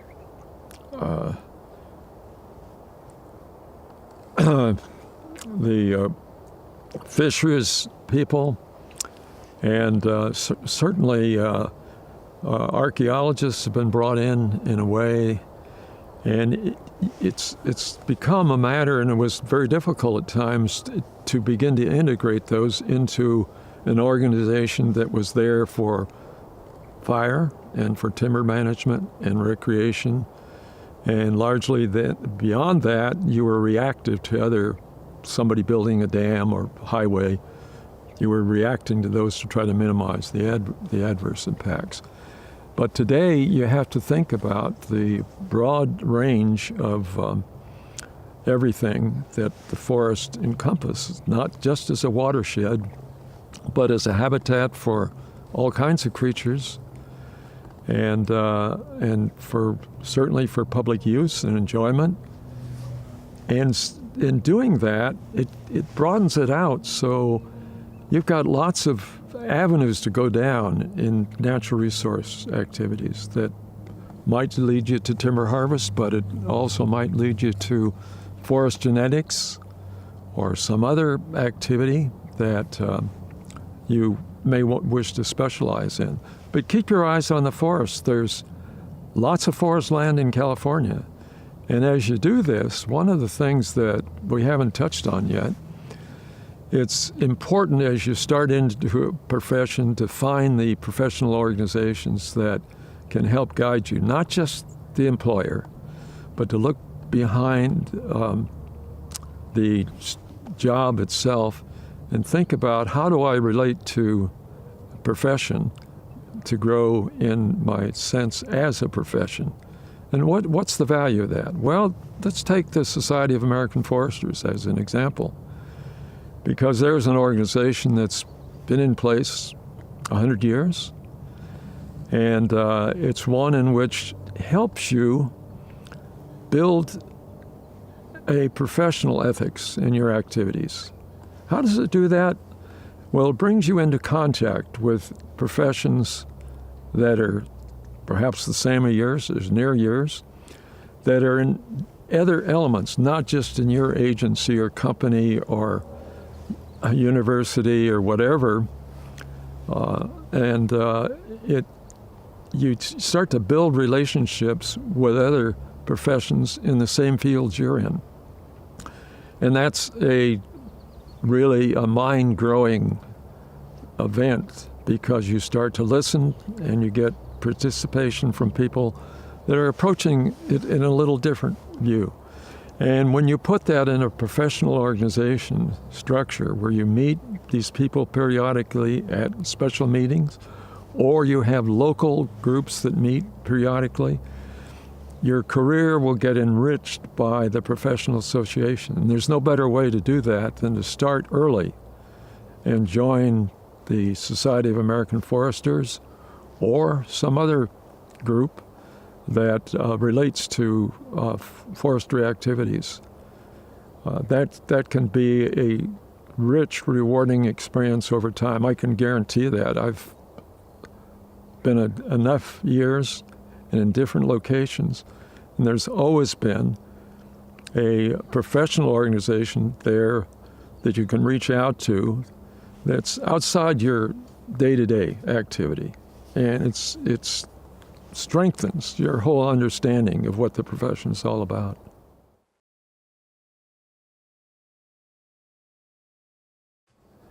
Well, as I look back on my career, there are a number of things that I think are of real interest to someone joining an organization. And they really relate to being alert to opportunities and being willing to take risks so that you can get involved in activities that you may not think about initially, and to actually be available for special assignments. And this can be very enriching to you, and it can be challenging, but you're going to grow professionally if you do that. You need to reach out and go beyond the perhaps the conventional standards of the job, and look holistically perhaps at what you might get involved with. And that may take you off track and into grounds that you're not familiar with, but it'll be a learning experience for you, and you may well end up contributing more than you think you have to give. It's important to do this as you go from your relationship for the community that you pick to live in. You need to get involved and contribute in those communities. When you do that, you're not just doing something for the good of somebody else. You're really doing something that helps to build and strengthen your own community that could well last beyond your time. And it's important to find those things that you can give to, because think about the tremendous assets we have and have enjoyed in the country and still have today, and how can we make it better from the standpoint of those resources working for people. That's the real key for the future, is to do that. And as you do that, break down some of those barriers that are there, and thinking about some people are so-called professionals because they have education, and others may be categorized as technicians.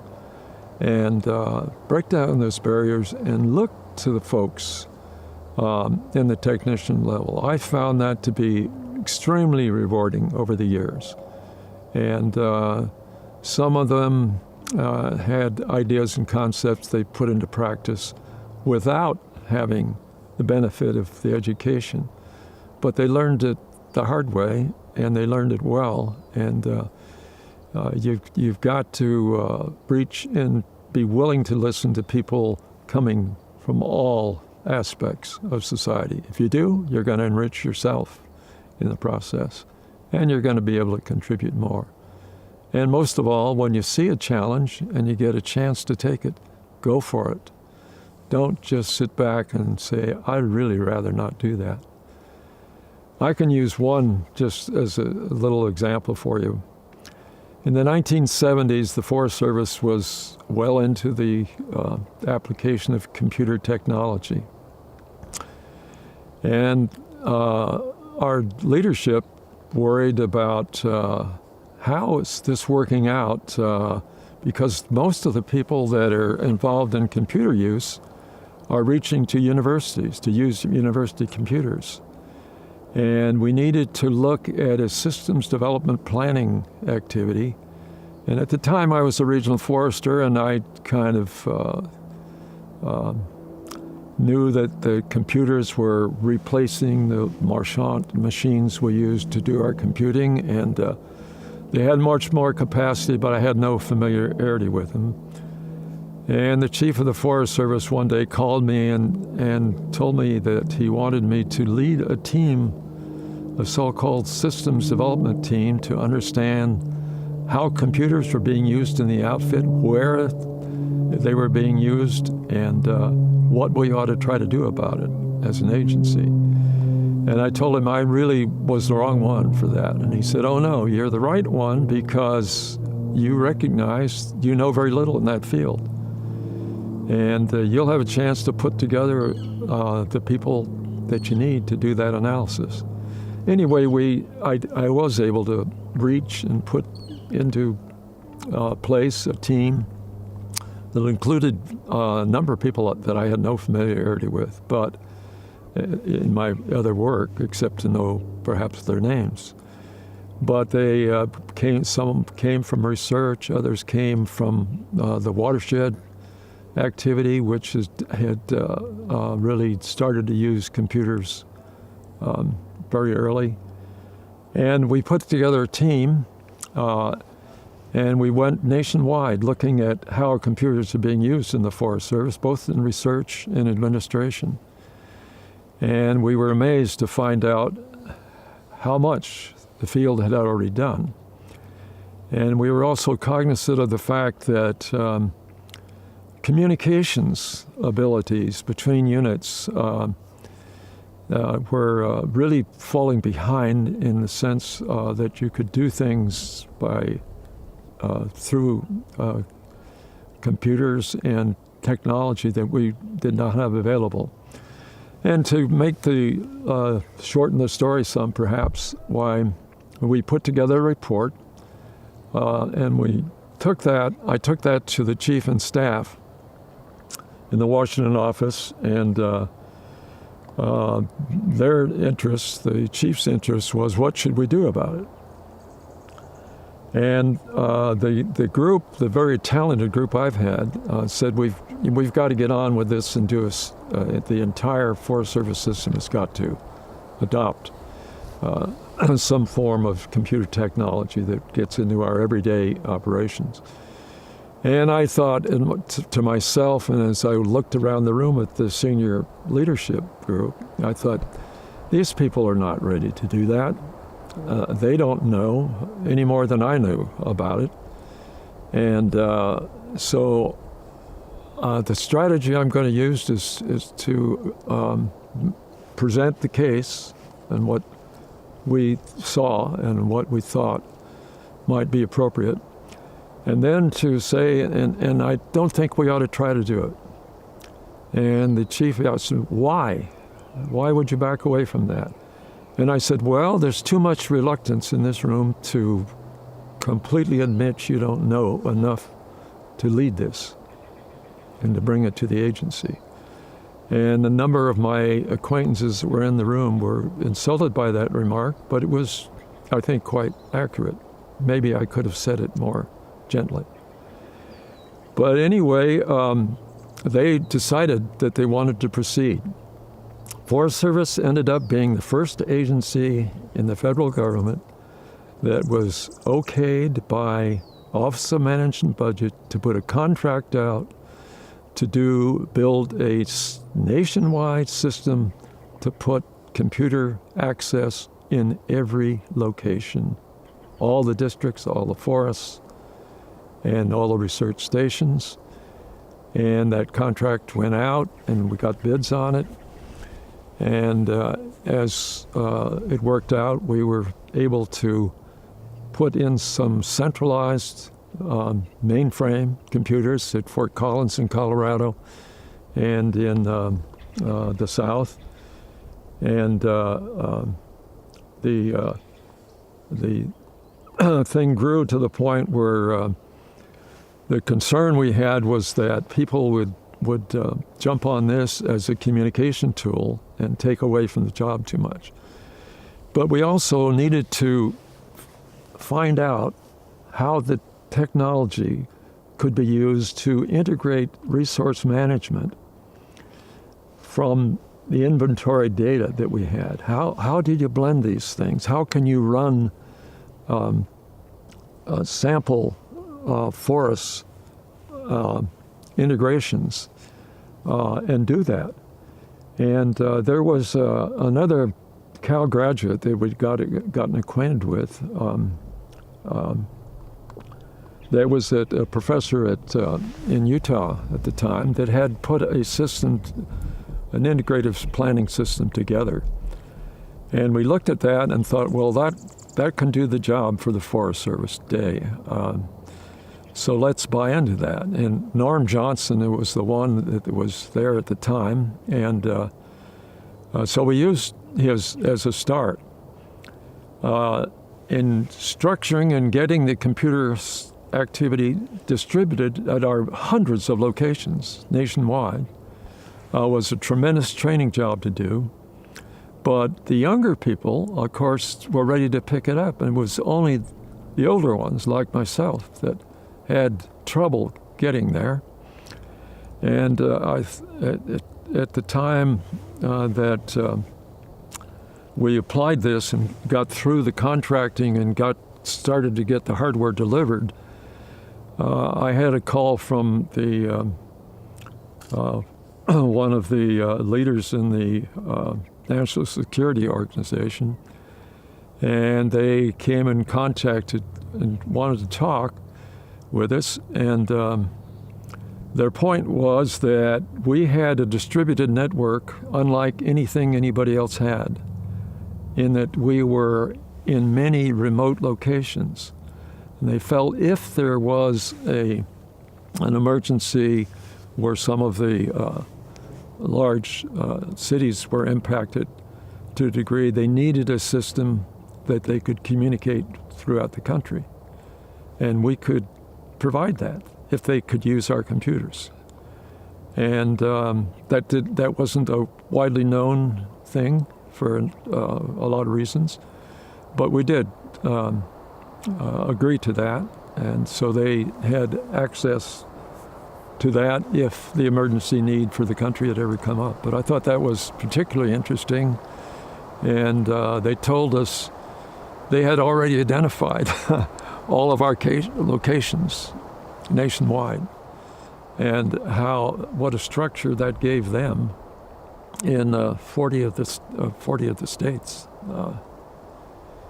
So you can never tell where things may lead you, and don't be timid about taking on a job as long as you know that you don't have to provide the answers. You have to get the people that are smart enough to know the subjects, and then you have to ask the right questions, perhaps. But that was a great lesson for me to learn, that don't be afraid of something just because you don't know anything about it, and that you're just a hunt and peck typist. And with a computer, you've got to be using all your fingers.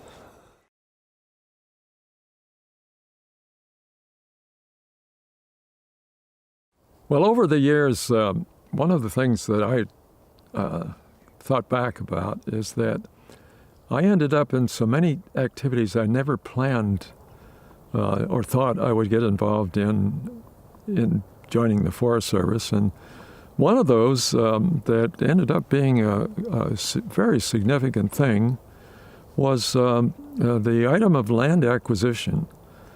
The national forests today contain about 193 million acres. When I first joined the outfit, it was about 191.5 million acres. So the Forest Service has been involved over the years in lots of land acquisition, sometimes just special sites that may be really important from a recreation use standpoint, but often in terms of something I never realized was going on at the time I joined the Forest Service, and that had to do with the harvesting of private lands. Private companies, as they harvested land, had some agreements on some of the national forests where they did not want to continue to have to pay taxes on cut-over land, and they wanted to dispose of those acres of land. And I first ran into this when I worked on the Shasta forest with the Longbell Lumber Company. As they completed logging the lands, as they completed this full section, they would transfer the ownership over to the Forest Service. And that was still going on at the time that I was there in the 1950s. And a little bit in a few years there, I looked at some of the lands that we had acquired from them, and a few of them needed some entry and removal, and some treatment to get better density of trees that we wanted in there.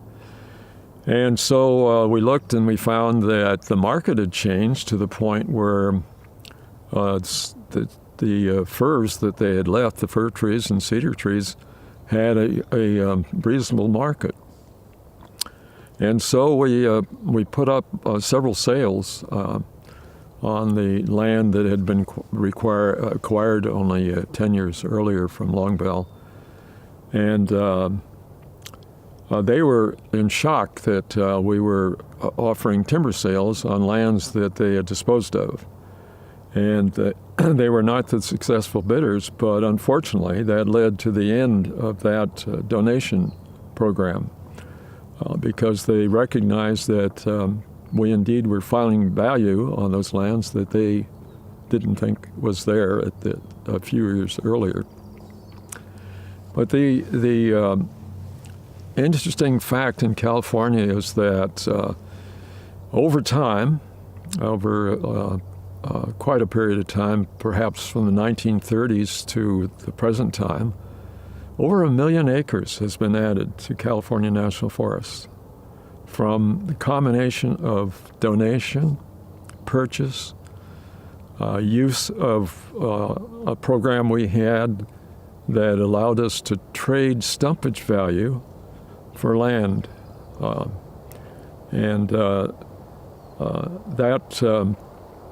So you had to get tooled in real estate.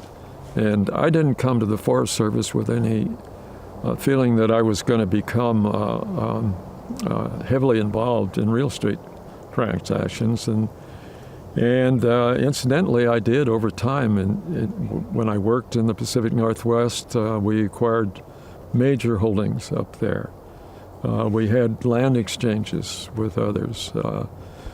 All of the Oregon school lands, the Section 16 lands, were scattered out in the state. And those lands had been turned over to the ones that were valuable for timber, had been turned over to the state Department of Forestry in Oregon.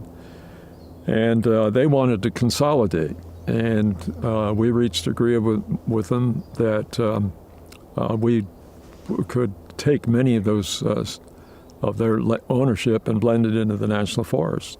And so we had a job. And then you've got to do all the appraisal work and work out the values to conduct an exchange. And I found out one of the ways to do that and do other things is that as we worked towards doing that was to go to the state forester and talk to him and say, here's something we'd like to do. Would you like to do it? And how do we do this? And that was much more effective than writing a letter would have been.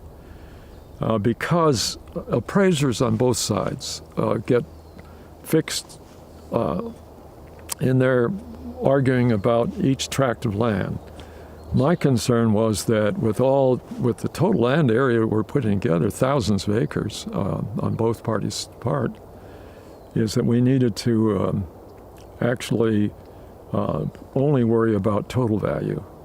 And if you had that many thousand acres, if you were close with a few $1,000s, what did it matter really? But both public agencies. And so anyway, we worked at it, and we reached resolution and got it done.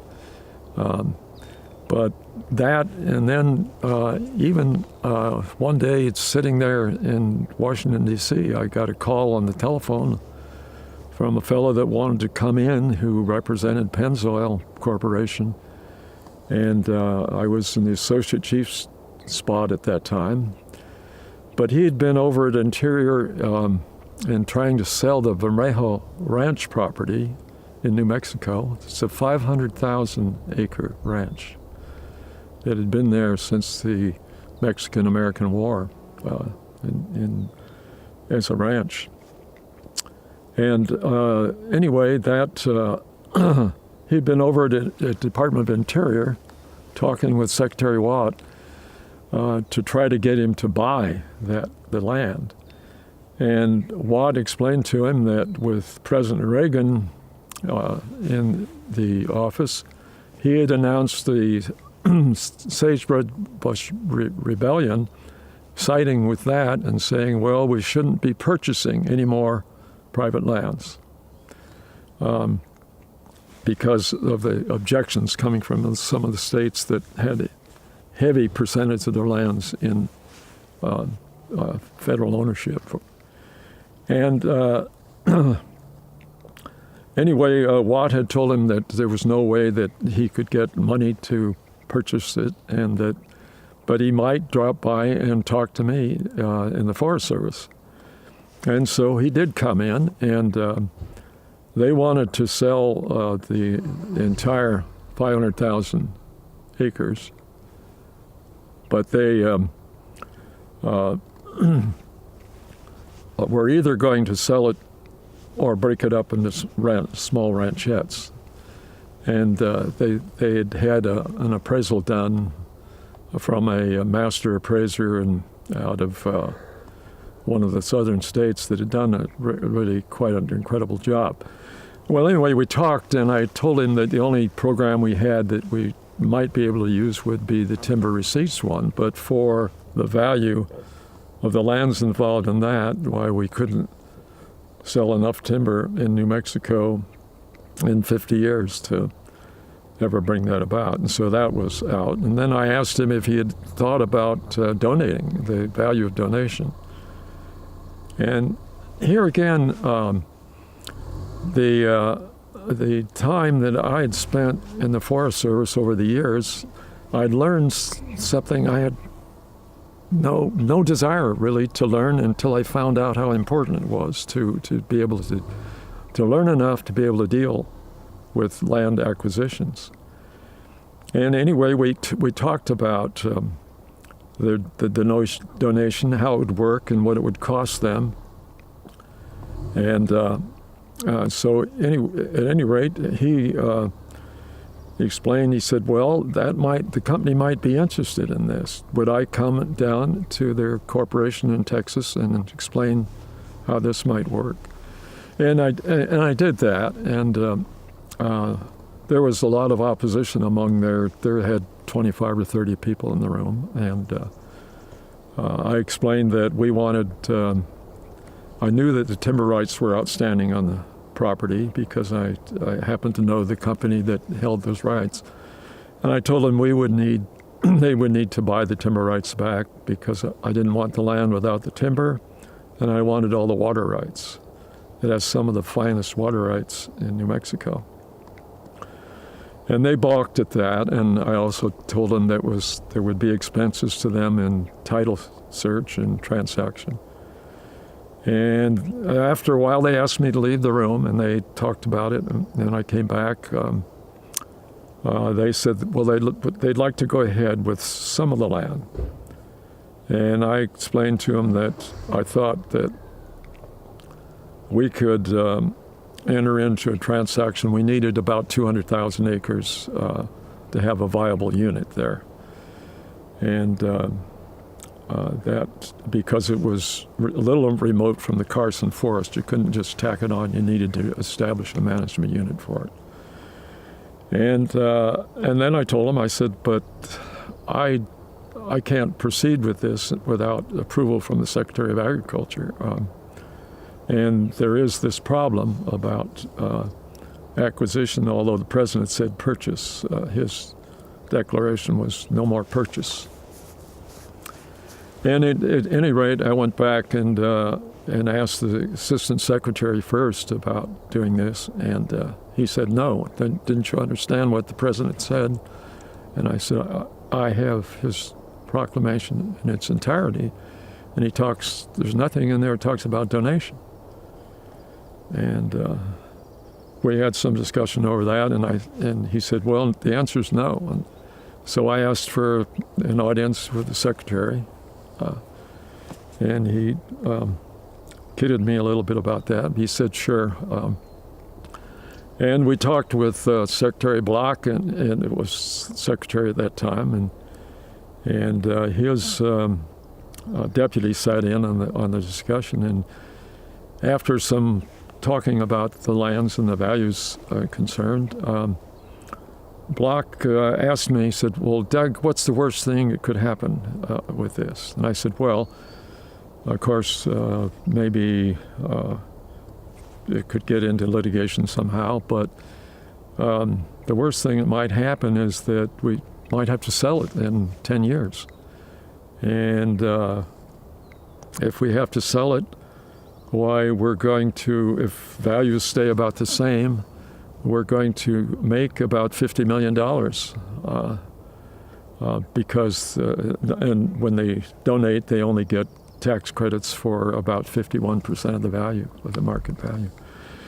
And the, at any rate, he, at that point, got out of his chair and he said, well, I found the first person in the department that tells me a way we might make money, not that we were going to spend more.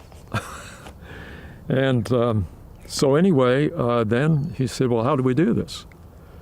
And Assistant Deputy Secretary Ling came up with the idea that he said, well, Doug will prepare a one-page summary of this and attach a picture. Doug's already told us how important ranch property is to the president. And I had known about Reagan's ranch on the Los Padres forest for some time. And at any rate, that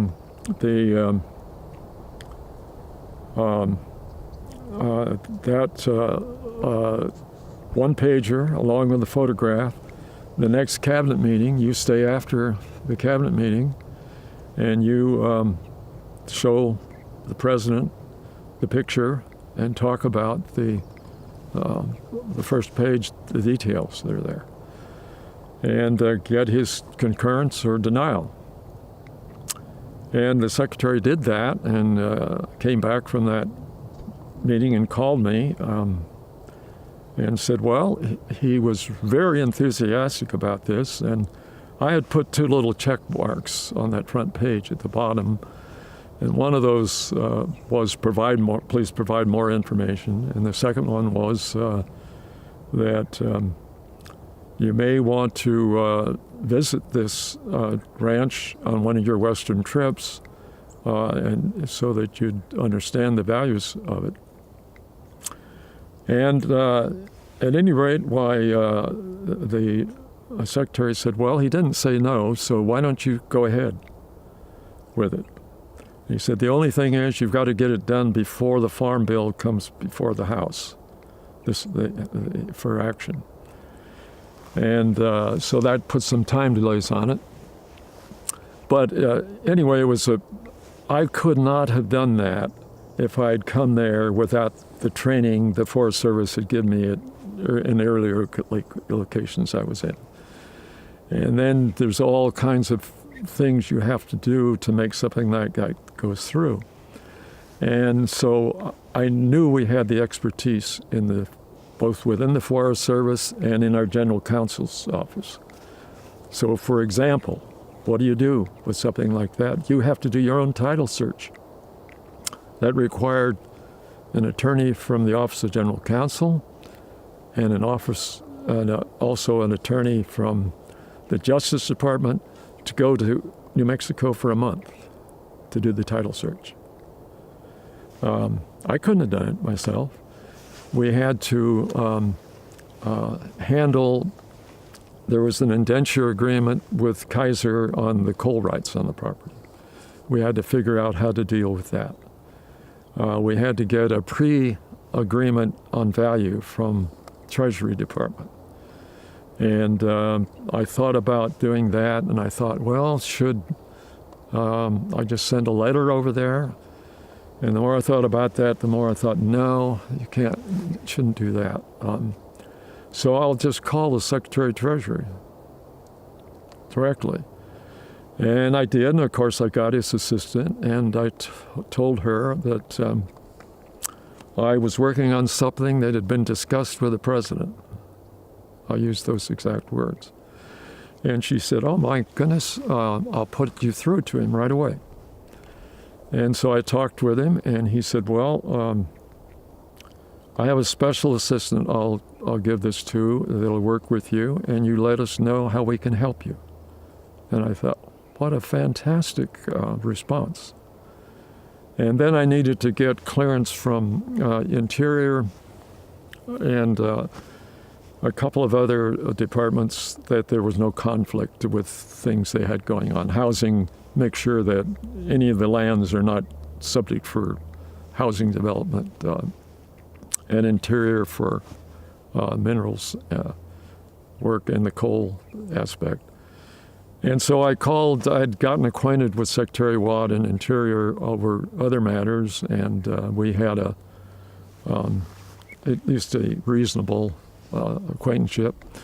And so I called him directly. I thought, I don't want to write that memo either. And his response was, "How in the hell did you do that? And I want you over here in Interior. I want the Forest Service in Interior, not in agriculture." And he's kidding, of course. And he said, "Well, you write it and I'll sign it. The no conflict with Interiors. And I'll help you get the other ones." So anyway, we proceeded. It got wrapped up. It got done. We ended up by acquiring 100,000 acres there. Beautiful combination of timberland and lots of meadow, lots of grassland. And I've been back there. It's a wonderful site today. But there again, opportunities, and it had to be very carefully handled because it had to be kept kind of under wraps until the job was done. And so we had to leave. We figured that if something went wrong with the operation, that if I was handling it entirely and others in the office were not included, including the chief, then the blame would all be mine if it went. And I was looking at 6 months from that time of retiring anyway. So anyway, we got it done, and that was very satisfying to see that acquired.